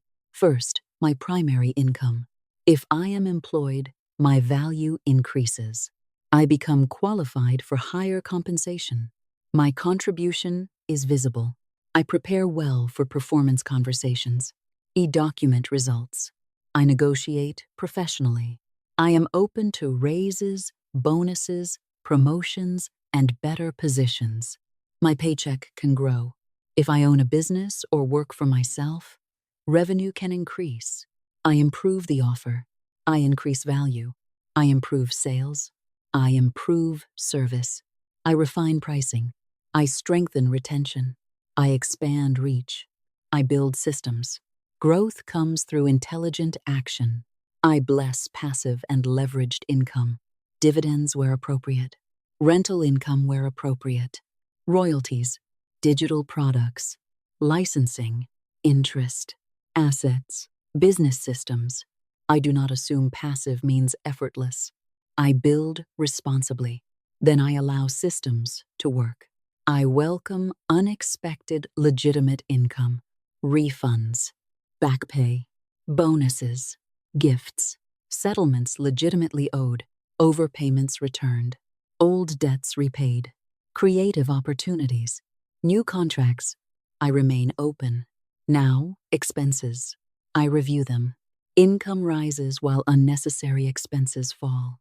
I negotiate better rates, cancel unused subscriptions, improve efficiency, shop intelligently. I make my money serve priorities. My debt declines. I use strategies suited to my situation, one balance at a time. Momentum builds. My student debt, if any, is handled through lawful repayment, forgiveness, restructuring, or other legitimate programs available to me. My vehicle debt decreases. My mortgage, if I have one, is paid according to a wise plan, perhaps earlier when financially appropriate. I do not damage my larger finances simply to perform a decree. I use wisdom. My savings grow. I pay myself consistently. Emergency fund, travel fund, giving fund, dream fund, investment fund. Different purposes receive structure. My investments are guided by knowledge. I diversify. I understand risk. I avoid fantasies of guaranteed returns. I remain patient. My long-term portfolio can grow through disciplined, informed decisions. I monitor my credit responsibly. I pay on time. I keep utilization healthy where relevant. I protect my financial reputation. I use credit as a tool rather than an identity. I increase my financial education. Books, course, qualified professionals, reliable information. I learn how money works. Ignorance loses its hold. Knowledge increases choice. My relationship with money becomes healthy. Money is a tool. I love God, people, and purpose more than money. Therefore, money can remain in its proper place. It serves. It does not rule. I practice generosity within wise limits. I give cheerfully, not from guilt, not to prove spirituality, from circulation. I support people and causes I value. I create room for generosity in my financial plan. My habits are excellent. I track, review, plan, save, invest, pay, give. I think long-term. My prosperity consciousness is practical. I see opportunity. I expect growth. I believe I can create wealth. My expectations are high, and my actions rise to meet them. I write clear financial goals. How much do I want to earn? Save? Invest? Give? What would financial freedom require? I know the numbers. I review them. I take action. I do not merely dream. I do. I welcome acceleration without demanding fantasy. Sometimes 1 year changes everything. Sometimes wealth takes decades. I release comparison. My task is to move as wisely and effectively as I can. Each month becomes an opportunity. January, fresh order. February, harmony. March, movement. April, increase. May, growth. June, freedom. July, independence. August, harvest. September, wisdom. October, overflow. November, gratitude. December, completion and preparation. The calendar does not create prosperity. My consciousness and actions accompany me through the calendar. Every Monday can open fresh possibility. Tuesday builds momentum. Wednesday invites persistence. Thursday brings continued action. Friday gives room to acknowledge wins. Saturday restores. Sunday reflects, gives thanks, and prepares. I create rhythms that support prosperity. I build generational wealth. Not only money, financial literacy, work ethic, generosity, discernment, ownership, patience. My descendants can receive a stronger foundation because I chose to learn. The scarcity pattern can end with me. I become confident with money. I can make it, manage it, multiply it prudently, give it, protect it. I trust my ability to learn what I do not know. Financial creativity flows. I see unmet needs. I create solutions. Innovate. I remain resilient. If I lose money, I do not lose myself. I examine what happened. I learn. I rebuild. A setback becomes education. My financial freedom number becomes clear. I know the level of assets or recurring income required for the life I desire. I work toward it. My time becomes valuable. I reduce low-value activity. I delegate appropriately. I protect attention. Time is a form of wealth. I celebrate wins. $5 saved. $20 found. A refund. A sale. A bonus. A debt payment. A savings milestone. I celebrate because progress deserves recognition. I normalize responsible wealth in my mind. I study prosperous environments without worshiping appearances. I understand that some visible wealth is debt and some quiet wealth is invisible. I seek substance, assets, freedom, security, purpose. I rewrite money memories. Growing up with scarcity does not sentence me to repeat scarcity. Past mistakes do not imprison me. I am writing a new financial story. Income can rise. Expenses can become ordered. Debt can decline. Savings can grow. Investments can mature. Generosity can expand. Habits can strengthen. My goals can become clearer. My confidence can rise. My creativity can produce value. My resilience can carry me through setbacks. My time can be protected. My story can change. I am becoming financially free. I am becoming financially abundant. I am financially guided. This is more than a wish. It is a direction. It is a decree supported by right action. And now the night reaches its deepest work. We seal what has been spoken, not with strain, with peace. The seed has been planted. I do not need to keep digging. I allow the invisible work of habit, reflection, learning, rest, and divine guidance to continue. Tonight I have released old beliefs. I have spoken new words over money, over work, over health, over love, over purpose, over family, over peace, over identity, over my future. I do not need to become a completely different person by morning. Transformation is often quieter than that. A new thought appears. a slightly different response, a courageous phone call, a boundary, a payment, a Volk, a better meal, a new idea, a job application, a conversation, a moment in which I would once have panicked, but this time I breathe. This is how a new life enters. Choice by choice, word by word, action by action, grace by grace. I am no longer committed to the old identity. I do not belong to permanent struggle. I do not belong to chronic financial fear. I do not belong to self-hatred. I do not belong to helplessness. I belong to possibility. I belong to divine order. I belong to growth. I belong to love. I belong to wisdom. When I wake tomorrow, I practice thinking like a prosperous person. A prosperous person notices value. A prosperous person learns. A prosperous person respects money. A prosperous person follows through. A prosperous person gives without destroying themselves. A prosperous person receives without shame. I practice this identity. I practice thinking like a person committed to well-being. I listen to my body. I care for it. I seek help when needed. I move, rest, nourish, breathe. I practice thinking like a loved person. I do not beg for crumbs. I communicate. I choose healthy connection. I allow kindness. I practice thinking like a successful person. I take opportunities seriously. I prepare. I act. I learn from outcomes.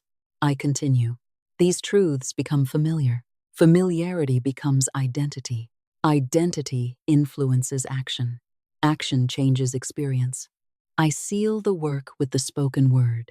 Divine order now governs every part of my life. My words are filled with power and peace. I am guided by divine intelligence.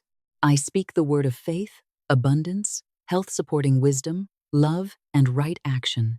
The way is made clear before me. I am protected from needless fear. I am guarded by wisdom. I release thoughts that contradict the life I am building. When doubt appears, I do not panic. Doubt is simply another thought. I return to faith. When fear appears, I breathe. I return. When old habits appear, I choose again.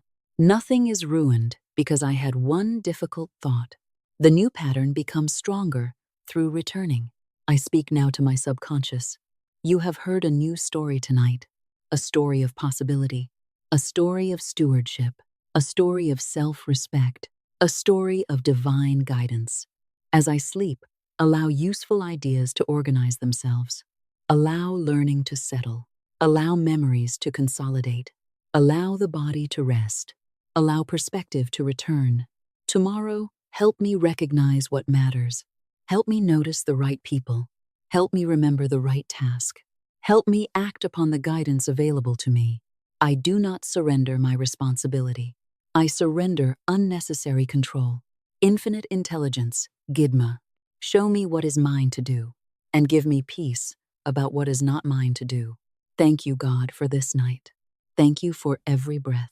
Thank you for every chance to begin again. Thank you for every idea already moving. Thank you for every door I cannot yet see. Thank you for every person who will become part of the next chapter. Thank you for every lesson. Thank you for loving me through versions of myself I have already outgrown. Thank you for not abandoning me. I thank my body. Body, thank you for carrying me. Thank you for breathing. Thank you for moving. Thank you for communicating your needs. I promise to listen more carefully, to rest you, to nourish you, to move you with respect, to seek appropriate care when you need it. I love you, body. Rest tonight. I thank my mind. Mind, thank you for your imagination, your ability to learn, to connect ideas, to dream, to create. I promise to feed you better words, to give you breaks from constant input, to protect you from unnecessary negativity, to question fearful thoughts instead of automatically obeying them. I love you, mind. Become quiet now. I thank my heart. Heart, thank you for continuing to love even after disappointment. You have known loss, but you have also known beauty. You have known pain, but you have also known connection. I will protect you with wisdom without turning you into a prison. I will let safe people near. I will allow love. Rest tonight. Heal what can be healed. Remain open. Now my entire body relaxes again. The scalp softens. The forehead smooths. The eyes rest. The jaw releases. The tongue becomes still. The neck loosens. The shoulders drop. The arms become heavy. The hands are peaceful. The chest rises and falls. Slowly, naturally, the stomach softens. The hips release. The legs become heavy. The feet are still. I am melting into the bed. Nothing else is required. Imagine again that warm, golden light. It forms a gentle cocoon around you, a symbol of divine love. Inside it, you are safe enough to release vigilance. No argument enters. No deadline enters. No financial fear enters. No comparison enters. No past humiliation enters. They can wait outside the sanctuary. Tonight is for rest. Your body knows how to sleep when it is allowed. You do not need to force unconsciousness. Simply drift. If dreams come, let them come. Some may be meaningful. Some may simply be dreams. You do not have to analyze them tonight. Morning can decide what deserves attention. For now, rest. And if you choose to return to this recording over the next 21 nights, let it become a ritual of consistency. Each night, notice what changes. Not only external miracles, notice internal miracles too. A calmer reaction, a new idea, a better decision, a little less fear, a little more courage, a desire to organize your finances, a desire to take care of your body, a desire to call someone you love, a sudden willingness to release something finished. These shifts matter. If you want to mark this night, write the date and declare, I am ready to receive my divine inheritance. Then return tomorrow, not to anxiously check whether the universe has passed your test. Return to strengthen the new word. Record what you notice. A coincidence, an insight, a financial improvement, a conversation, a feeling of peace, a practical breakthrough. Let your testimony become evidence that change often begins quietly. And if another person reads your words, perhaps your courage will strengthen theirs. We rise by reminding each other that another way of thinking is possible.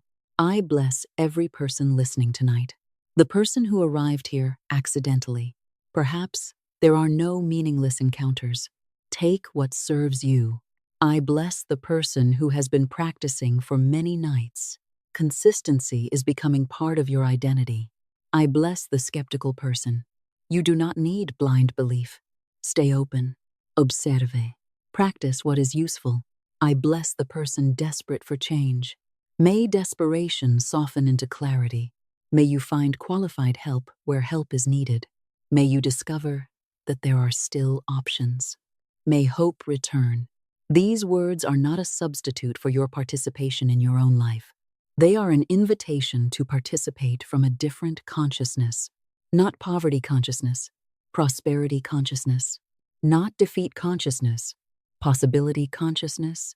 Not self-hatred, self-respect. Not frantic control, guided action. Not passive wishing, faith joined with works. I release attachment to the exact outcome. I know what I desire. I speak it clearly. I act when guided. And then I loosen my grip. What truly belongs in my divine design will not require me to destroy myself trying to hold it. What is not mine can leave. What is mine can find me through paths I have not imagined. I surrender. I let go. I let God. Breathing becomes slower, heartbeat calm, body heavy, mind quiet. You are floating on peace, sinking into love, held by something larger than your waking thoughts. No worries need to be solved now. No cares need to be carried now. No fears need to be rehearsed now. Only this breath, only this bed, only this moment. And as you drift towards sleep, remember, you are safe in this moment. You are loved. You are guided. You are capable. You are worthy. You are learning. You are becoming prosperous. You are becoming free. You are enough to begin. Your good is not limited to what you can presently see. Divine intelligence still has ways. Divine order is still working. Tomorrow still contains unopened doors. Your final declaration tonight is simple. I speak the word of faith, and divine order now opens my way. Again, I speak the word of faith, and divine order now opens my way. And once more, quietly, I speak the word of faith, and divine order now opens my way. Let that be the sentence you carry into sleep. If you are still awake, you may write it in the comments. I speak the word of faith, and divine order now opens my way. Then release the phone. Release the day. Release the outcome. Good night, beloved soul. Good night to the mind that is learning peace. Good night to the heart that is learning trust. Good night to the body that deserves rest. Good night to the dreamer. Good night to the builder. Good night to the giver.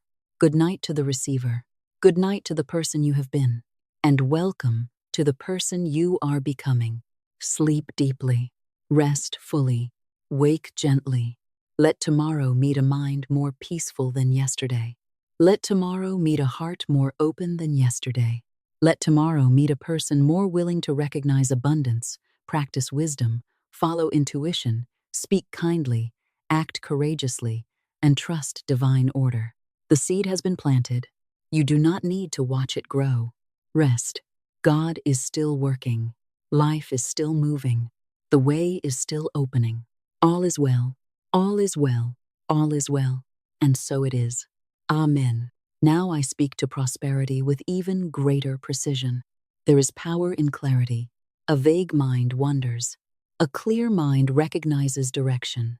So I no longer say merely, I want more money. I ask myself, what does prosperity mean to me? Does it mean freedom from debt? Does it mean 6 months of expenses saved? Does it mean a home paid for? Does it mean the ability to travel without fear? Does it mean caring for parents? Educating children? Giving generously? Creating work without constantly worrying about survival? Having time to rest? Having enough resources to say no to what violates my values? Prosperity becomes more useful when it has meaning. I define my good. I give it shape. I give it purpose. And then I hold that vision lightly before divine intelligence, saying, this or something better, in the right way, at the right time, for the good of all concerned. I do not become imprisoned by one number, but I do become clear. I know what I earn. I know what I spend. I know what I owe. I know what I save. I know what I invest. I know what I give. Clarity is not frightening. Clarity is liberating. I bring every financial detail out of darkness. If I have ignored an account, I look at it. If I have delayed a decision, I address it. If I have avoided learning, I begin learning. If I need professional guidance, I seek it. I am no longer afraid of financial truth. Truth gives me power to choose. My primary income is capable of increasing. I become more valuable. I learn skills that solve larger problems. I improve communication. I improve execution. I improve reliability. I improve my ability to create results. Compensation has more avenues through which to reach me. If I am employed, I prepare myself for advancement. I keep evidence of my achievements. I understand the value I produce. I speak confidently about my contribution. I remain alert to opportunities both inside and outside my current organization. I do not assume loyalty requires stagnation. I can be grateful for one chapter while being guided toward another. If I own a business, I understand my numbers. Revenue, costs, margin, cash flow, retention, acquisition, conversion, profit. I do not hide behind spiritual language to avoid business reality. Divine order includes accurate books. Divine order includes contracts understood before they are signed. Divine order includes taxes handled responsibly. Divine order includes healthy cash reserves. Divine order includes knowing whether something is truly profitable. I welcome order. I am peaceful around numbers. Numbers are information. They are not judgments. A number simply tells me where I stand today. It does not tell me where I must remain. My sales can increase. My audience can increase. My customer satisfaction can increase. My efficiency can increase. My pricing can become more intelligent. My offers can become stronger. My ability to serve can become deeper. I am always asking, how can I create more genuine value? The answer may be better quality, better speed, better communication, better positioning, better teaching, better storytelling, better design, better systems, better service, better listening. I stay curious. Curiosity opens doors that desperation cannot see. I speak blessing over every legitimate stream of income available to me. Salary, business revenue, creative royalties, licensing, property income, digital products, consulting, commissions, investments, interest, partnerships, whatever aligns with my gifts and circumstances. I do not need every stream. I need the right streams. I refuse to scatter my attention merely because someone else is making money in another field. I stay close to my own divine design. I build what fits. I master what matters. I become patient enough to let competence compound. I welcome unexpected financial good, but I do not build my entire future upon randomness. Unexpected money is a blessing.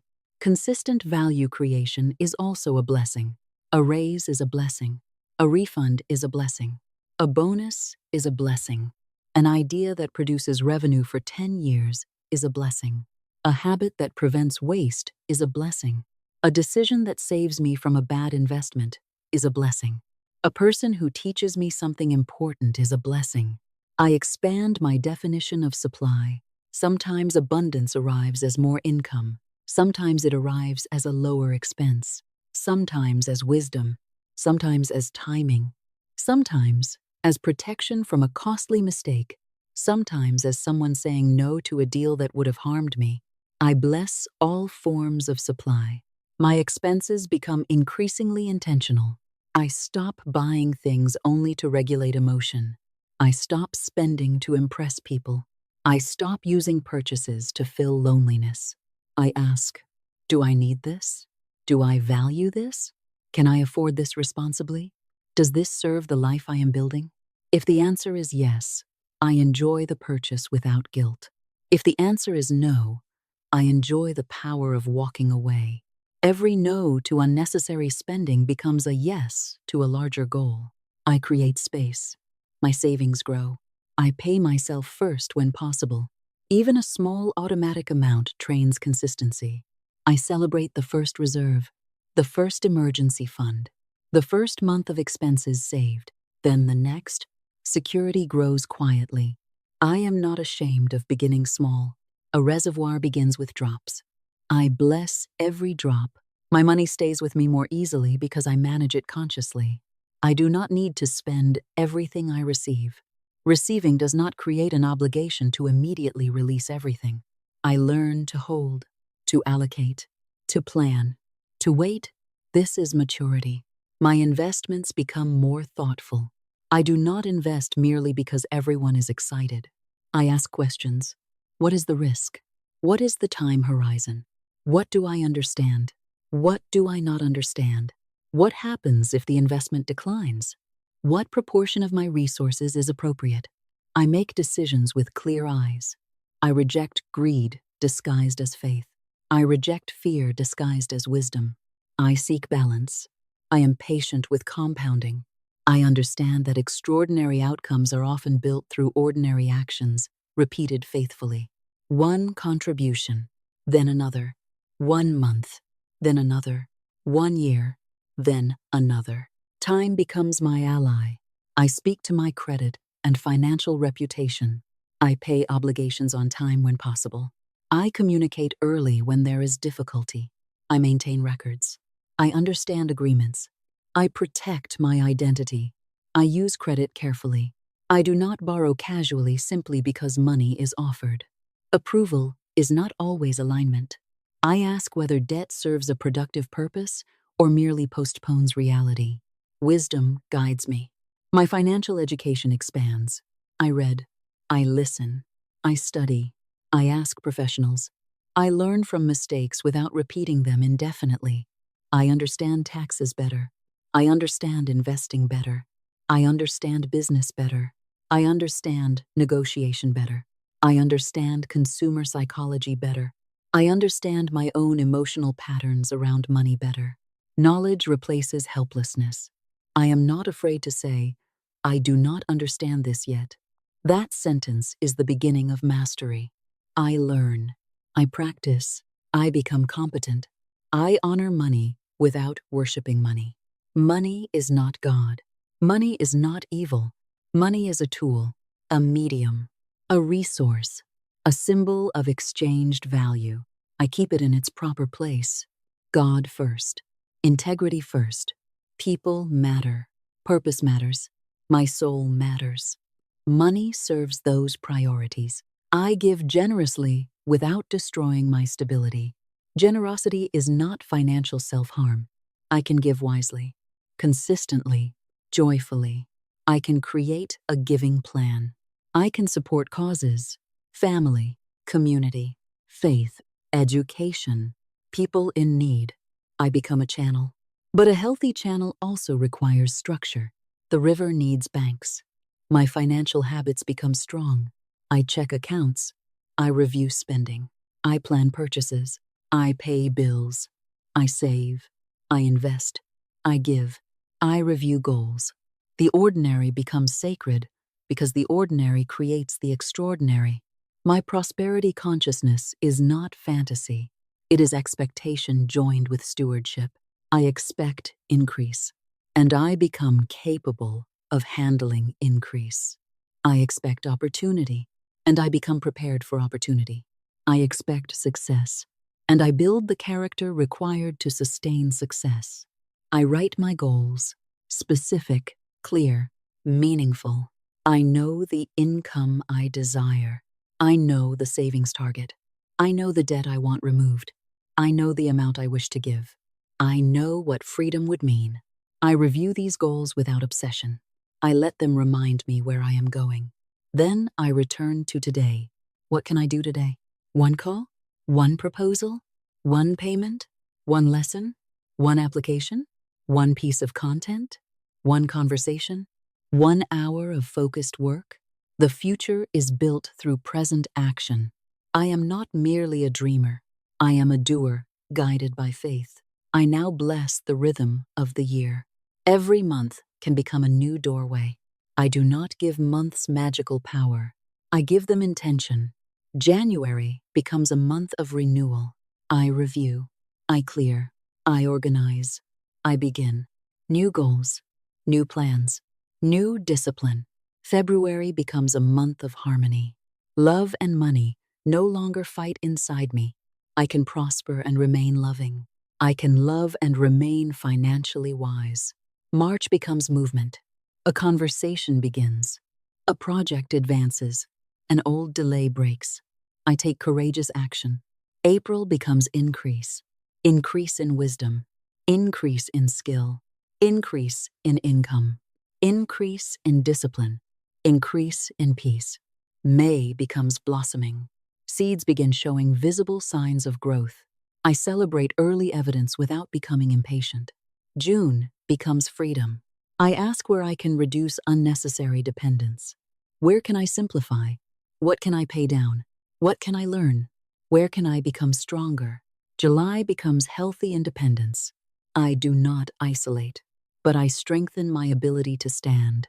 I become less controlled by fear of losing another person's approval or support. August becomes harvest. I look at what has grown, what worked, what produced fruit, what deserves more attention, what should be cut away. I gather the harvest and plant again. September becomes wisdom. I slow impulsive choices. I think ahead. I prepare for the end of the year. October becomes overflow. I notice abundance, time, ideas, relationships, money, knowledge. I circulate what I can. November becomes gratitude. I remember that gratitude is not weakness. It is awareness. I name what is good. I honor what has grown. December becomes completion. I finish. I review. I close loops. I forgive what did not happen. I celebrate what did. I prepare the soil for another cycle. Every month becomes useful. Every week becomes useful. Monday is not my enemy. Monday is a beginning. I welcome fresh opportunity. Tuesday builds momentum. I continue what I started. Wednesday reminds me that the middle matters. Many people begin. Fewer persist. I persist. Thursday invites acceleration through focus. I remove distraction. Friday becomes acknowledgement. I notice what was accomplished. Saturday becomes restoration. I allow rest without guilt. Sunday becomes gratitude and preparation. I look backward with appreciation and forward with faith. My life gains rhythm. Rhythm reduces chaos. I do not wait until I feel motivated. I build rituals. Certain days for review. Certain days for planning. Certain hours for deep work. Certain times for rest. Order creates room for inspiration. I bless my financial legacy. I am not merely accumulating for myself. I am building knowledge that can survive me. If I have children, I teach them age-appropriate wisdom about money, not fear, not secrecy, not shame. Wisdom. They learn that money is earned through value, managed through discipline, multiplied through patience, shared through generosity, protected through discernment. They learn that wealth does not determine human worth, but financial wisdom can protect freedom. If I do not have children, legacy still matters. Students, nieces, nephews, friends, employees, communities, people who encounter my work, I can pass wisdom forward. The pattern of poverty does not have to continue merely because it is familiar. Every family pattern was once created. Therefore, patterns can be changed. I may be the person who changes one. I become the ancestor someone will thank. Not because I became perfect, because I became conscious. I learned what previous generations may not have had the opportunity to learn. I honor them without repeating everything. I keep their strength. I release their fear. I keep their perseverance. I release their scarcity thinking.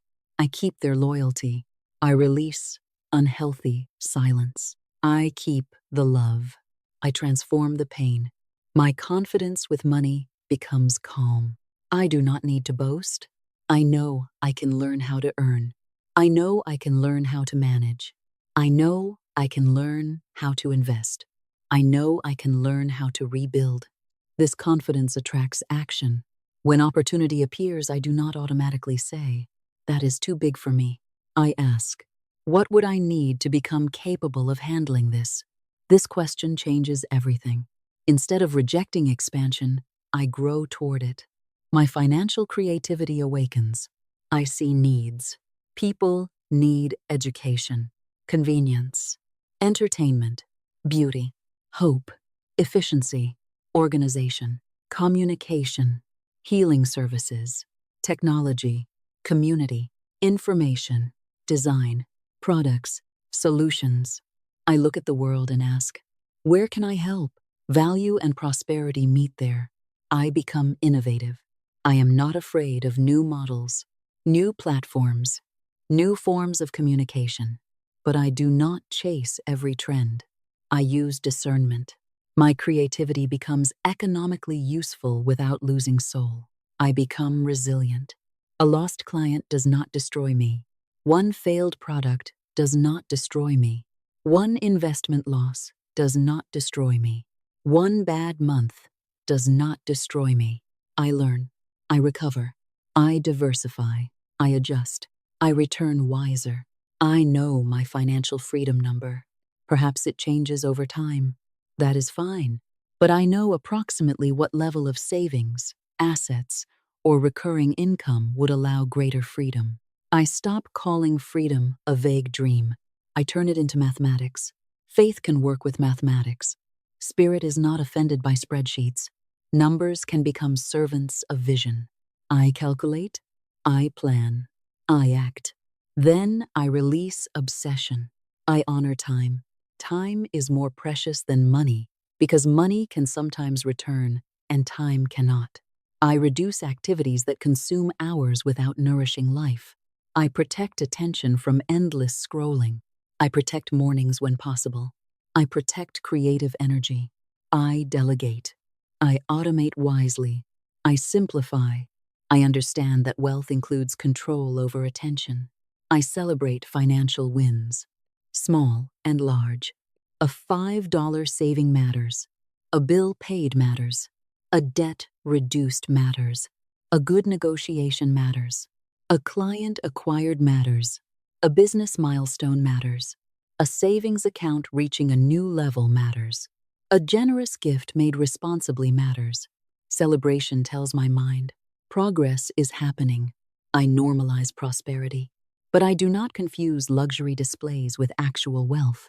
I become comfortable around wealth without idolizing it. I may visit beautiful places, see beautiful homes, experience excellent service, study successful businesses, not to feel inferior, to expand what feels possible. I observe quietly. How is this created? What systems support this? What level of skill is required? What can I learn? Wealth becomes less mysterious. I rewrite my memories. If childhood contained scarcity, I honor the child who lived through it. But I do not tell that child, this is all life will ever be. I say, we survived that chapter. Now we are learning another way. If money created conflict in my family, I choose transparency and calm. If money was taboo, I learn to discuss it. If wealth was criticized, I examine those beliefs. If spending was chaotic, I build structure. If saving came from terror, I learn balanced security. I am the author of the next chapter. My financial story changes. Income increasing. Expenses becoming wiser. Debt declining. Savings growing. Investments becoming more thoughtful. Generosity expanding. Habits strengthening. Knowledge deepening. Confidence rising. Freedom approaching. I am building prosperity. Not only declaring it, building it. And every brick matters. Now I return to the deepest spiritual law of all these teachings. The word must be accompanied by consciousness. Empty repetition has little life in it. A declaration becomes powerful when it begins to reshape the inner state from which I live. If I say, I am prosperous, and immediately spend the next 12 hours speaking poverty, the seed is constantly uprooted. If I say I trust divine order, yet insist that only one person or one outcome can save me, I have not fully released the channel. If I say I am guided, but ignore every quiet instruction because it feels inconvenient, I am asking for guidance while refusing to follow. So I become congruent. I let my speech, thought, and action begin moving in the same direction. I speak prosperity. I practice stewardship. I speak health-supporting thoughts. I practice care. I speak love. I practice boundaries and kindness. I speak success. I practice preparation. I speak peace. I practice release. I speak guidance. I practice listening. This is spiritual maturity. My word becomes less theatrical and more authoritative because my life begins to cooperate with it. I do not need to shout at the universe. Truth does not require shouting. I can speak quietly. My good is finding its right channel. Then I go about my day with dignity. I can say, divine order governs this situation. Then I do the next intelligent thing. I can say, there is a solution.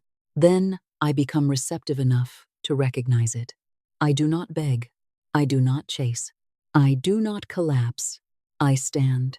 There is a place for me. There is enough for me. There is a path for me. What belongs to me by divine right arrives through right means. What does not belong to me passes without destroying me. I am safe in change. I become increasingly selective with speech. I stop telling every person my fear. Some people multiply fear. Some people throw doubt on seeds before they are strong. I choose wise confidants. I do not confuse secrecy with wisdom. When professional advice is needed, I seek it. When emotional support is needed, I seek it. But I stop scattering sacred plans among people committed to misunderstanding them. I hold vision quietly until action gives it roots. My imagination becomes disciplined. I do not use imagination only for worst-case scenarios. I use it constructively. I see myself handling money well. I see myself responding calmly. I see myself waking with purpose. I see myself in healthy conversation. I see myself setting a boundary kindly. I see myself preparing for an opportunity. I see myself finishing what I began. I see myself signing the right contract after reading it carefully. I see myself receiving payment. I see myself giving. I see myself investing. I see myself resting without guilt. These inner pictures are rehearsals for possible behavior. I make them beautiful, and then I release them. I do not worship the picture. I worship neither outcome nor possession. I remain rooted in source. I am the captain of my attention. Where attention goes, energy follows. So I stop giving unlimited attention to things I do not desire. I remain informed, but I do not live inside fear-inducing headlines. I know enough to act responsibly. Then I return to my path. My inner economy remains strong. If markets fall, I remain capable of thinking. If platforms change, I remain capable of creating. If one business model disappears, I remain capable of adapting. If someone rejects me, I remain capable of serving elsewhere. My source of identity is deeper than circumstance. This gives me unusual freedom. I can move. I can pivot. I can release. I can begin again. I have the spiritual elasticity of a person who trusts that life contains more than one path. I am not stuck. There are always choices, even when some choices are difficult. I ask, what is still possible? That question opens space. What is still possible? Perhaps reconciliation, perhaps release, perhaps restructuring, perhaps learning, perhaps rest, perhaps a completely new road. I remain open. I bless aging as growth. I bless youthfulness as curiosity. I do not declare war upon time. I use time. I become more beautiful through presence, more attractive through confidence, more radiant through health-supporting habits, more interesting through experience, more peaceful through forgiveness. I do not need to turn back the clock. I need to become fully alive now. I care for appearance from self-respect, not panic. I choose clothing that makes me feel aligned. I care for skin and hair. I move. I rest. I hydrate. I laugh. I remain curious. My vitality is nourished by engagement with life. I am never too old to learn, never too old to create, never too old to change a financial habit, never too old to begin a new chapter, never too old to make peace, never too old to love, never too old to become more fully myself. My wisdom deepens. I listen to intuition, but I remember, true intuition does not need to make me reckless. It can coexist with facts. A hunch may tell me where to look. Research tells me what I need to know. A feeling may tell me to pause. Wisdom may reveal why. Spirit and reason need not be enemies. Divine intelligence can work through both. I become calmer when making decisions. I do not demand certainty where certainty does not exist. I ask for sufficient clarity. Then I act. I trust myself to adjust. Every experience adds to wisdom. Nothing is wasted when I learn. The difficult person taught discernment. The failed project taught planning. The lost opportunity taught preparation. The good relationship taught trust. The successful project taught confidence. The peaceful season taught gratitude. I gather wisdom from all of it. I become a quiet authority within my own life. Now peace descends even more deeply. The day is over. Whatever was unfinished can remain unfinished until morning. The mind loves to believe that if it worries long enough, it will finally control uncertainty. But tonight I refuse that bargain. Worry does not buy certainty. It only spends peace. So I stop paying. I release tomorrow. I release next week. I release the outcome of conversations not yet had. I release the future of projects not yet completed. I release the opinions of people who may never fully understand me. I release the fantasy that I must solve my entire life before sleeping. My task now is sleep. I speak peace to every memory that tries to return. Not now. Tomorrow, if necessary, but not now. I am allowed to rest without solving it. I recognize the difference between processing and ruminating. Processing moves. Rumination circles. If I have been circling, I stop. I breathe. I feel the bed. I notice the darkness. I notice the air. I return to now. I am here. I am safe enough in this moment. I place one hand over my heart, if that feels comfortable, and I say, I am here. You are not alone. We do not have to solve everything tonight. I become the loving adult my younger self needed. No screaming, no abandoning, no humiliating, no saying, why are you like this? Instead, we are learning. We can try again tomorrow. Sleep now. I release old trauma from the role of director. The past may explain some of my reactions. It does not have permanent authority over them. I can seek therapy, counseling, support, community, prayer, medical care, rest, whatever healthy resources are appropriate. I am allowed to use every available form of help. Spiritual strength includes knowing when support is needed. I am not required to heal alone. I release perfectionism. Perfectionism promises safety through flawless performance. But life cannot be flawlessly performed. I choose excellence without self-cruelty. I correct, improve, learn, continue. Progress is enough. I celebrate progress. I am my own ally. When I fail, I do not become my own enemy. I ask, what happened? What can I learn? What is the next step? Then I move. I do not stay on the floor criticizing myself. I stand. Peace becomes my default. Not because nothing difficult happens, because I learn how to return. Breath by breath, choice by choice. I am resilient. Yam flexible. I do not need armor all day. There are places where I can soften. Safe relationships, home, prayer, rest, nature, silence. I create these places intentionally. My life contains sanctuary. I send peace outward, to people in fear, to families in conflict, to those struggling financially, to those ill, to those lonely, to those who cannot sleep. May peace touch them. May help find them. May wisdom guide them. My prayer does not make me responsible for controlling their outcomes.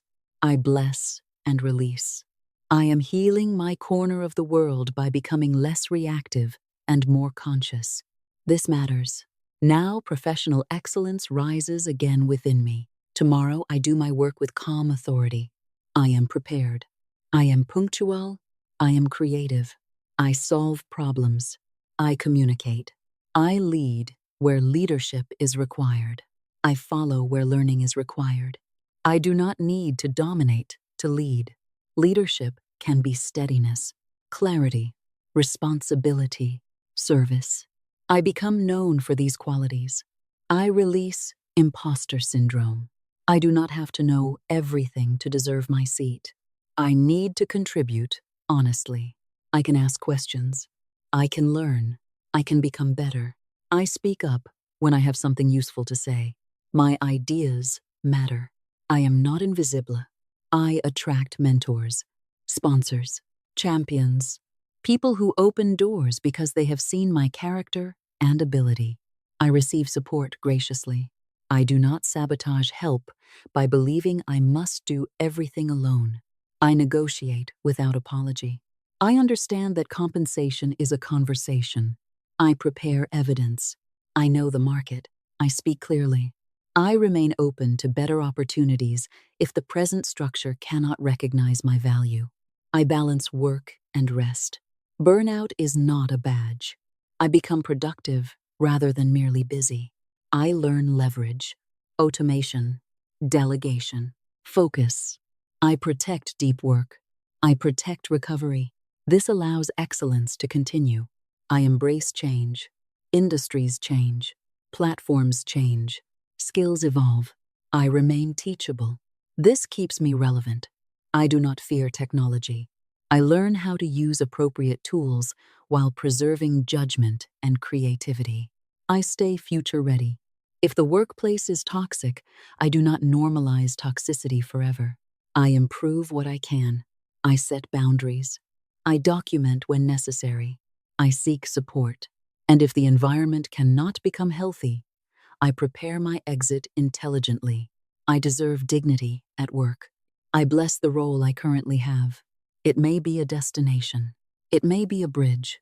Either way, I use it well. I learn everything it can teach. I give value. I collect skills. I build relationships. Then when the next door opens, I am ready. My career becomes part of my spiritual practice. Excellence, integrity, service, boundaries, growth. I am ready for the next level. Now, I enter effortless flow. Again, effortless does not mean no effort. It means I stop adding unnecessary resistance to the effort life already requires. I stop fighting reality before acting upon it. I stop making simple things emotionally complicated. I stop delaying obvious tasks because fear has attached itself to them. I simplify. Do the call. Send the email. Make the appointment. Open the account. Review the document. Create the content. Take the walk. Have the conversation. Rest. One thing at a time. Ease often appears when I stop carrying 10 imaginary steps while taking one real step. I allow life to become simpler. I expect good fortune in the form of alignment. The right timing, the right insight, the right preparation meeting the right opportunity. I notice pleasant coincidences. The parking space, the helpful stranger, the timely message, the forgotten refund, the idea that arrives just when needed. I allow these small moments to remind me, life is not only opposition. Support exists too. I become lucky by becoming attentive, prepared, grateful, and willing to act. I do not require supernatural favoritism to recognize blessing. I see grace in ordinary life. I become skilled at noticing, and what I notice shapes my experience. I trust detours. If something does not happen, I ask, what has this made possible? Maybe I avoided a poor decision. Maybe another door needs time. Maybe I need more preparation. Maybe the answer is simply no. A no can be holy. A closed door can be mercy. I bless what leaves. I trust what remains. I welcome serendipity. A conversation in a coffee shop. A recommendation. A book. A video. A friend introducing me to someone. A casual question that reveals a business idea. I live awake. Opportunities often arrive disguised as ordinary moments. I am present enough to see them. I release attachment to gambling and fantasies of guaranteed wins. My prosperity does not require me to bet recklessly. I value my resources. I take calculated risks when appropriate. I avoid reckless risk simply because someone promises fast wealth. Faith is not gullibility. Faith and discernment belong together. I win by staying aligned. I win by learning. I win by building. I win by refusing to let one loss define me. Winning becomes a pattern of resilient participation. I am protected through awareness. I wear the seatbelt. I read the contract. I verify information. I seek medical care. I protect passwords. I diversify. I ask questions. Practical wisdom is one form of protection. I am not invincible in body. I am spiritually resilient. This distinction gives me mature faith. I do not need to pretend risk does not exist. I simply refuse to worship risk. I live. I prepare. I trust. I find money in places I once overlooked, not magically appearing from nowhere, but through awareness. A forgotten balance, a refund, a subscription canceled, a tax deduction properly used, a payment negotiated, a new customer, a product improved, a skill monetized, a cost reduced. My money radar becomes financial awareness. I see opportunities that were invisible when I was overwhelmed. My intuition becomes an internal navigation system. It suggests, I verify, then I act. I become magnetic because I become genuinely interested in others. I listen. I smile. I communicate clearly. People feel respected. This opens cooperation. I do not manipulate. I do not perform charm to extract something. I bring goodwill, and goodwill often returns. I release fear of bad luck. A difficult event is not evidence that the universe hates me. Sometimes things happen. Sometimes I make mistakes. Sometimes another person makes a choice. Sometimes circumstances are random. Sometimes there is a lesson. Sometimes there is redirection. I do not need to turn every setback into cosmic punishment. I remain grounded. I ask, what now? That question keeps me moving. Before sleep, I recount blessings. 3 things, 5 things, 10 things. Small, large. I noticed sunlight, a meal, a message, a payment, a completed task, a moment of laughter, a useful idea, a safe journey home, a difficult conversation handled better than before. I record miracles without exaggerating them. I train attention toward good. My fortunate life becomes more visible because I finally notice it. I am blessed. I am guided. I am grateful. And now I remember purpose again. I am a divine assignment in human form. There is a space in life shaped by my particular combination of gifts. No one can occupy it exactly as I can. I do not need to be famous to fulfill purpose. Purpose may touch 10 people or 10 million. The number is not the soul of the matter. Faithfulness is, I am irreplaceable as a person. But I do not use that idea to inflate ego. I use it to accept responsibility. Because my life matters, my choices matter. I begin, I follow joy. I follow service. I follow the problems I feel called to solve. I follow the work I cannot stop caring about. Purpose may sit at the intersection of skill, passion, service, and need. I allow it to reveal itself. Nothing has been wasted. The pain can become compassion. The delay can become preparation. The strange job can become training. The failed attempt can become expertise. I am gathering pieces. Eventually, they form a picture. I am here to contribute, not merely consume. I build legacy. I plant trees whose shade I may never sit beneath. I create something useful for those who come after me. I release the need for applause. A meaningful life does not always look impressive from the outside. I want substance, impact, integrity. I choose the road that aligns with my soul. I remain willing to pivot.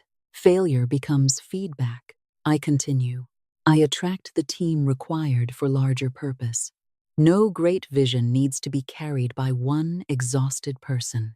Collaborators appear, partners, supporters, people who believe. I learn how to recognize them. I treat them well. I build with others. My message reaches people who need it. My work travels. My influence expands according to divine order. At the end of life, I want satisfaction, not because everything was perfect, because I participated fully. I loved. I served. I created. I took risks. I learned. I forgave. I gave. I became. That is success. Now I bless every relationship again, but this time with greater maturity. I understand that connection is sacred. Human beings are not accessories to my goals. They are souls. I treat them accordingly. I begin with myself. I refuse narcissistic self-obsession. Self-love means self-respect. I honor my needs without believing my needs are the only needs that matter. I take responsibility. I listen. I apologize. I forgive. I learn. This creates healthy self-love. I bless my mother, my father, those who raised me. I acknowledge both gifts and wounds. I do not need to erase history to forgive. I can tell the truth and still release hatred. If reconciliation is healthy and possible, may wisdom guide it. If distance is necessary, may peace guide that too. I bless siblings, cousins, aunts, uncles, grandparents, the entire family system. Old rivalries do not need another generation. Old silence does not need another generation. Old addiction does not need another generation. Old poverty thinking does not need another generation. Old abuse does not need another generation. The cycle can change through consciousness, professional help, boundaries, education, and courageous choices.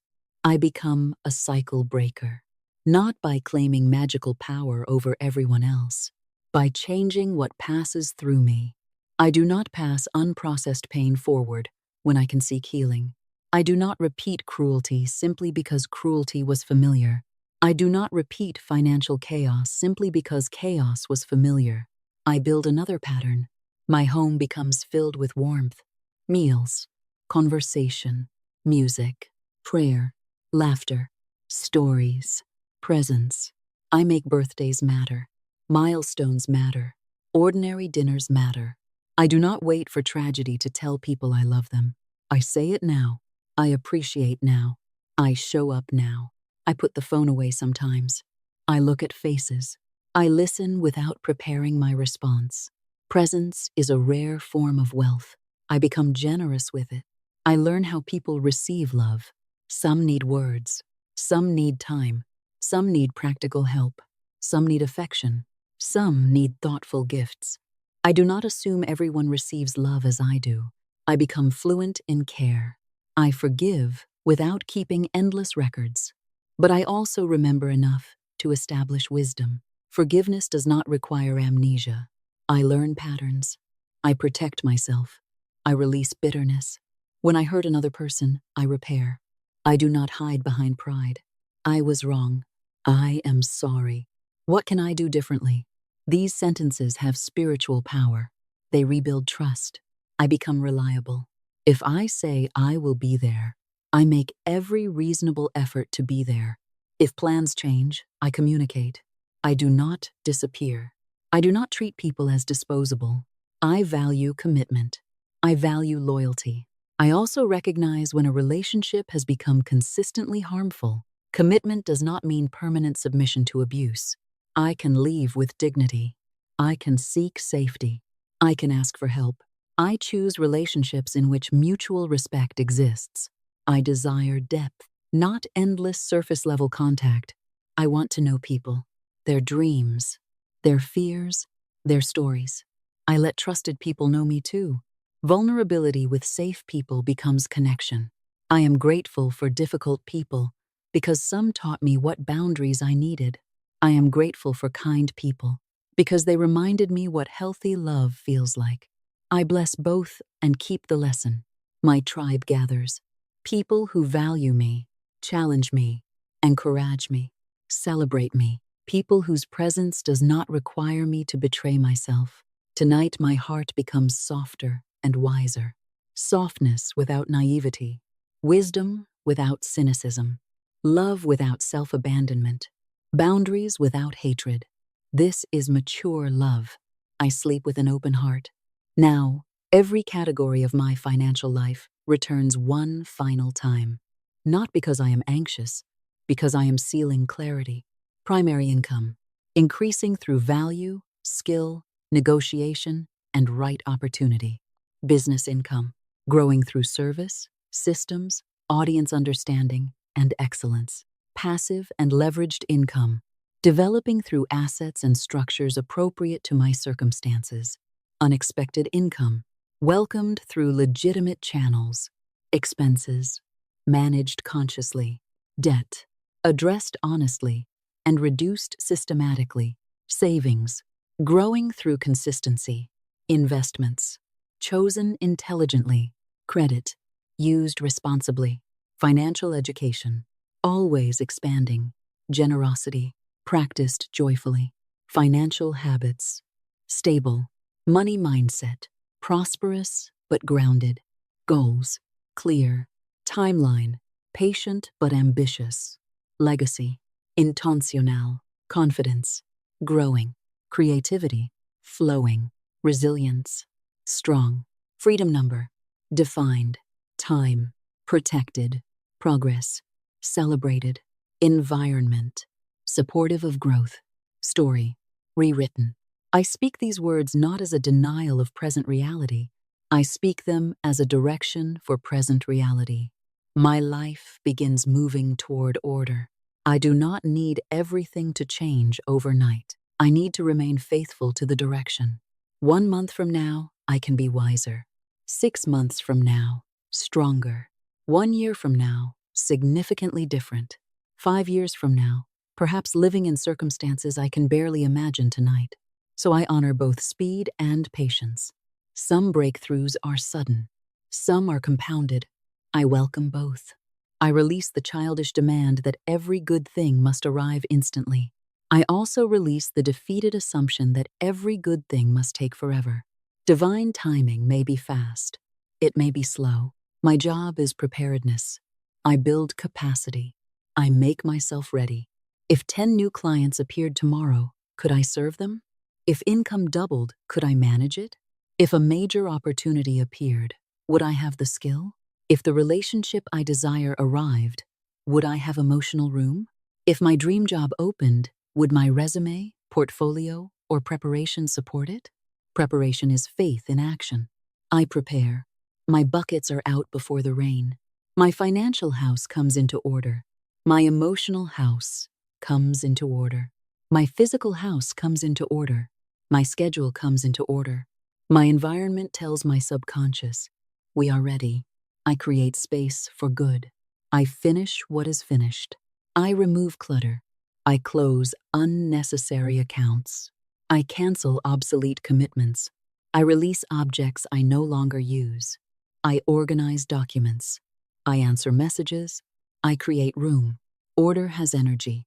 When life is less cluttered, opportunity becomes easier to see. I am not waiting for prosperity to become organized. I become organized as part of prosperity. I bless my workspace. I bless my computer. I bless my tools. I bless my phone. May these instruments carry useful work into the world. I use technology consciously. I do not let it devour all attention. My devices serve me. I do not serve them. I am deliberate. My environment supports wealth. Books that teach, people who inspire, spaces that calm, systems that organize, conversations that expand thought. I become selective. I rewrite the story completely. I used to believe money was difficult. Now I understand money can be learned. I used to believe success belonged to others. Now I understand success is built. I used to believe I was unlucky. Now I notice opportunity and preparation. I used to fear my body. Now I care for it. I used to beg for love. Now I practice self-respect and healthy connection. I used to fear the future. Now I prepare for it. I used to speak against myself. Now I speak consciously. The story changes because I change the narrator. I hold the pen. And the next chapter begins with these words. Divine order now governs my life. Now the work of this night is complete. Nothing more needs to be added. Nothing needs to be forced. The words have been spoken. The direction has been chosen. The heart has heard. The mind has heard. The body has been invited to rest. The seed is in the soil. I seal the work with peace. What I have learned tonight remains available to me tomorrow. I do not need to remember every sentence consciously. The important themes remain: faith, order, prosperity, wisdom, health-supporting care, love, gratitude, purpose, discernment, right action, rest. I am a new creation not because my entire outer life has transformed in one evening, but because a new choice has been made. Every true transformation begins with a change in direction. I am facing a new direction. I release limitation. I release the belief that nothing can change. I release the belief that I have missed my chance. I release the belief that the past has absolute authority. I release the belief that money controls my worth. I release the belief that my body deserves criticism. I release the belief that loneliness proves I am unlovable. I release the belief that one failure defines my future. I release the belief that fear is wisdom. I release. I release. I release. And I receive. I receive peace. I receive guidance. I receive courage. I receive discipline. I receive wisdom. I receive opportunities to create value. I receive love. I receive support. I receive rest. I receive the next step. My prosperity identity deepens. Tomorrow I think differently about money. I do not panic as quickly. I look for options. I handle numbers. I follow the plan. I create value. I become more receptive. My health consciousness deepens. Tomorrow I may naturally choose more care, more water, more movement, more rest, better boundaries, appropriate support. One action becomes evidence that a new identity is forming. My love consciousness deepens. Tomorrow I speak more gently. I do not chase someone who repeatedly shows disinterest. I appreciate someone who has been loyal. I answer with patience. I protect my heart without closing it. My success consciousness deepens. Tomorrow I notice the opportunity. I send the proposal. I speak. I prepare. I do not shrink automatically. I remember. I belong wherever my divine design and preparation place me. Now I seal these truths with the power of the spoken word. What I have planted tonight is protected from careless abandonment. If an old thought returns tomorrow, I do not declare failure. I simply choose again. The new pattern becomes stronger through repetition. My faith is not fragile. One moment of doubt cannot destroy it. One difficult day cannot destroy it. I return, again and again. That is how the seal becomes strong. I am guarded by wisdom. I am held by God. I am accompanied by divine presence. And now I speak gently to my subconscious. You have heard the direction. You do not need to perform magic. You simply continue the natural work of integration. While I sleep, organize what I learned. Strengthen useful memories. Allow unnecessary mental noise to fade. Let creative connections form. Help me wake with greater clarity. Help me notice opportunities that match my values. Help me remember important tasks. Help me respond rather than react. Help me recognize the next right action. I trust the intelligence within life. I release excessive control. Thank you, Infinite Spirit, for this night.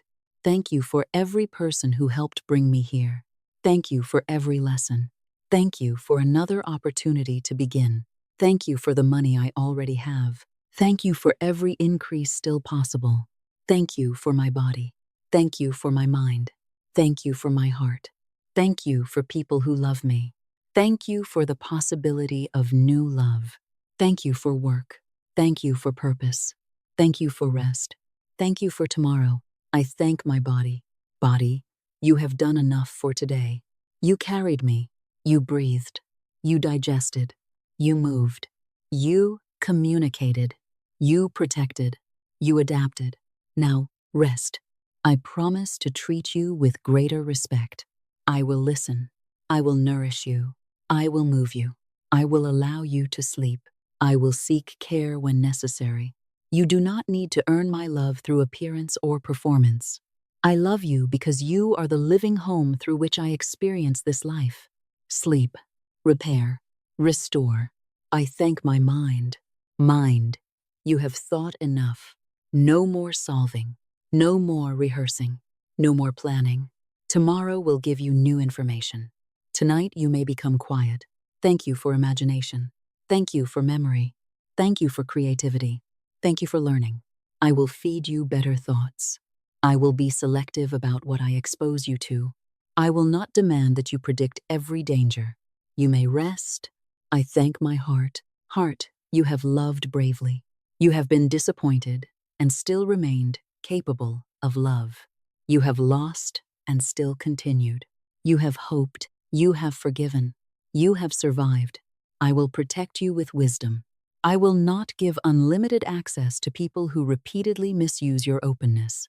But neither will I build walls so high that genuine love cannot enter. Remain soft, remain discerning, remain alive.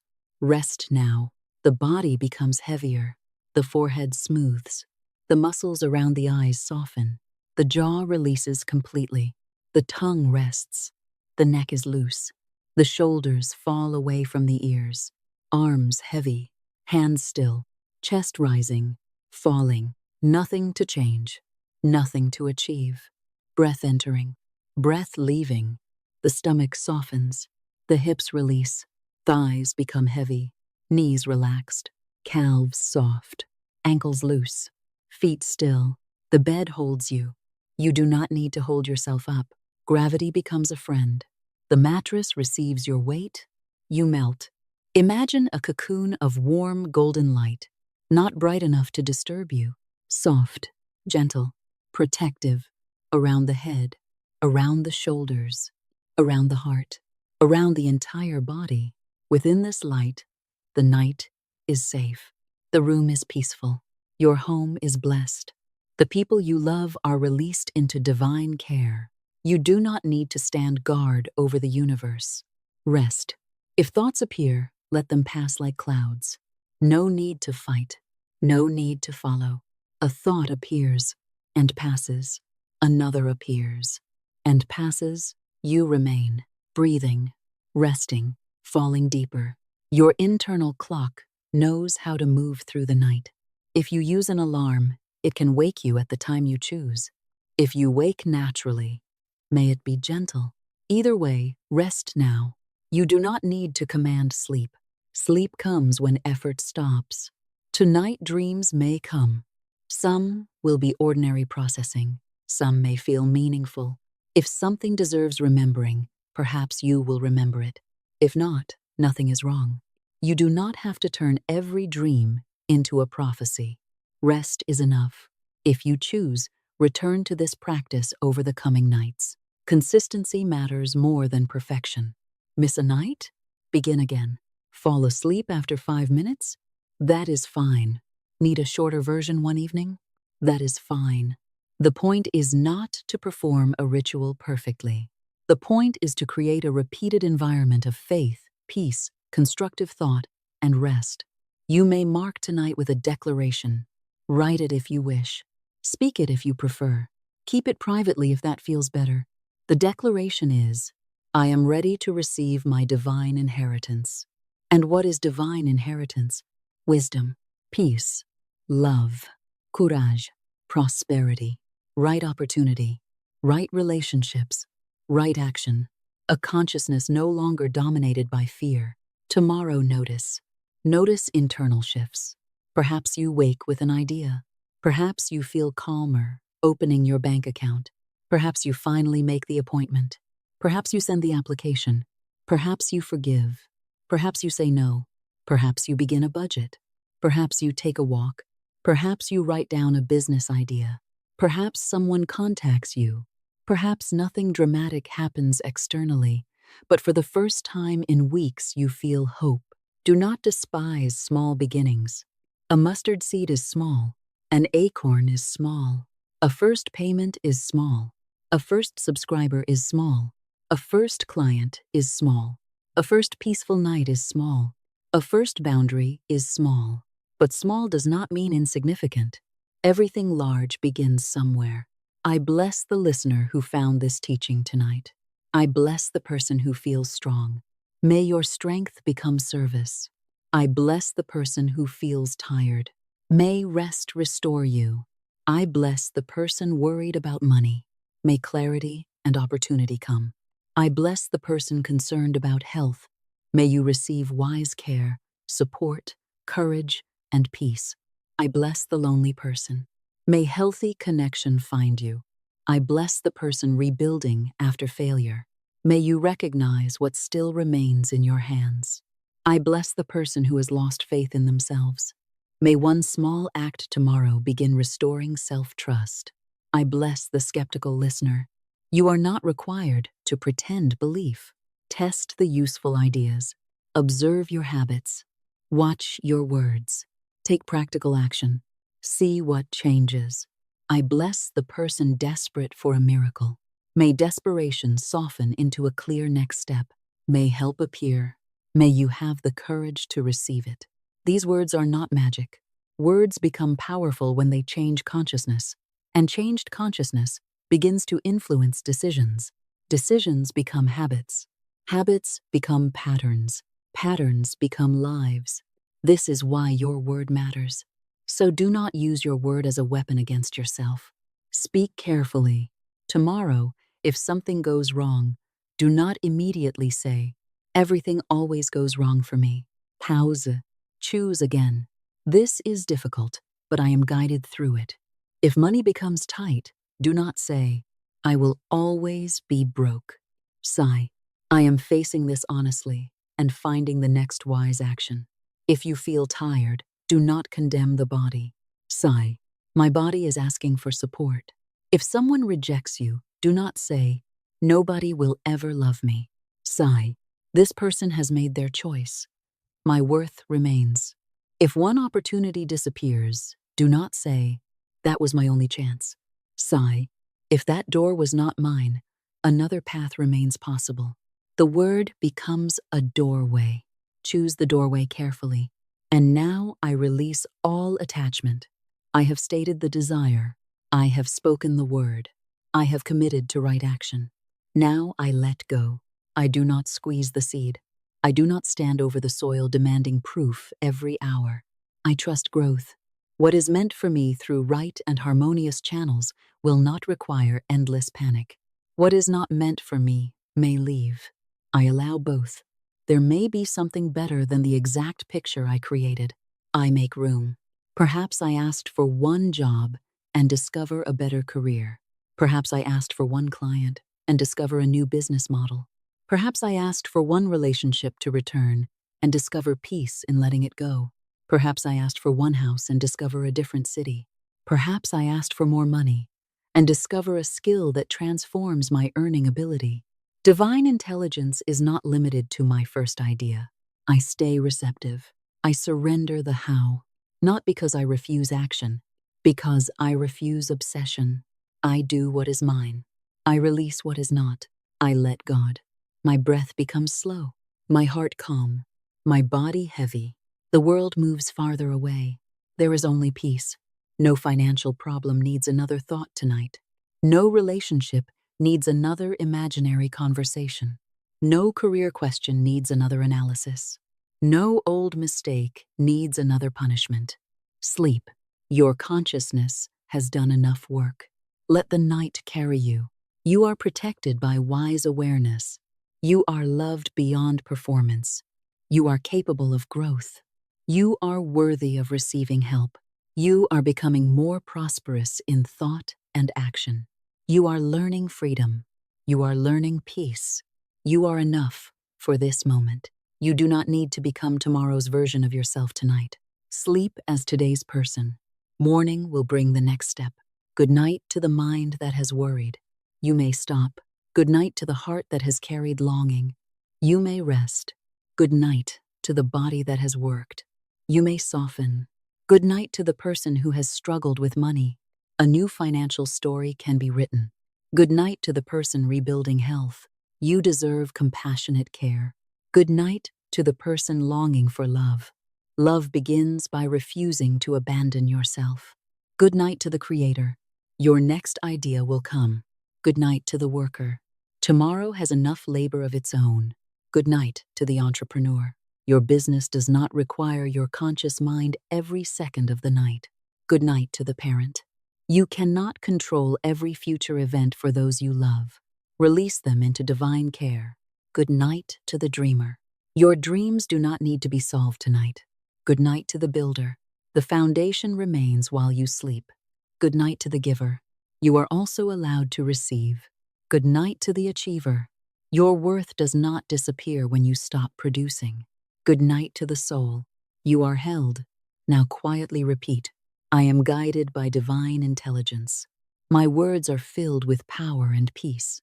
Divine order now governs every part of my life. I speak only the word of faith, abundance, wisdom, love, and right action. The way is made clear before me. My good comes through right and harmonious channels. I recognize it. I receive it. I use it wisely. I circulate it with gratitude. I am at peace. Again, I am at peace. Again, I am at peace. Nothing more needs to be said. The night understands silence. God understands silence. Your body understands silence. Rest. The seed is planted. The soil is good. The work continues beyond conscious effort. Sleep deeply. Rest fully. Dream peacefully. Wake with clearer eyes. Wake with a calmer heart. Wake willing to take the next right step. Tomorrow, speak differently. Tomorrow, notice differently. Tomorrow, act differently. Not perfectly, differently. And when an old pattern appears, smile inwardly. You recognize it now. You are no longer unconscious of it. Sigh. That was the old word. I choose the new word. That was the old fear. I choose faith. That was the old scarcity. I choose stewardship and abundance. That was the old self-criticism. I choose responsibility with love. That was the old confusion. I choose stillness and guidance. Again and again, choose. Eventually, the new road becomes familiar. And one day you look back and realize, I no longer think the way I used to think. I no longer speak the way I used to speak. I no longer respond the way I used to respond.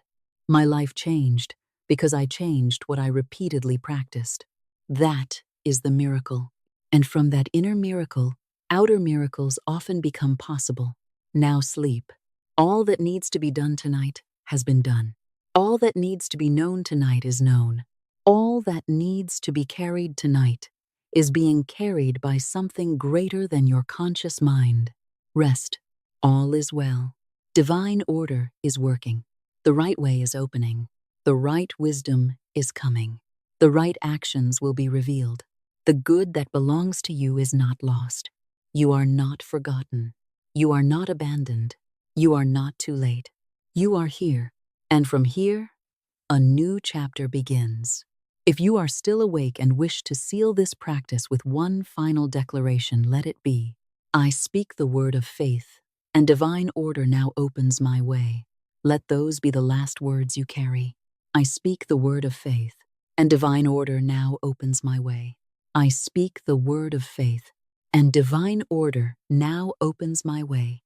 I speak the word of faith, and divine order now opens my way.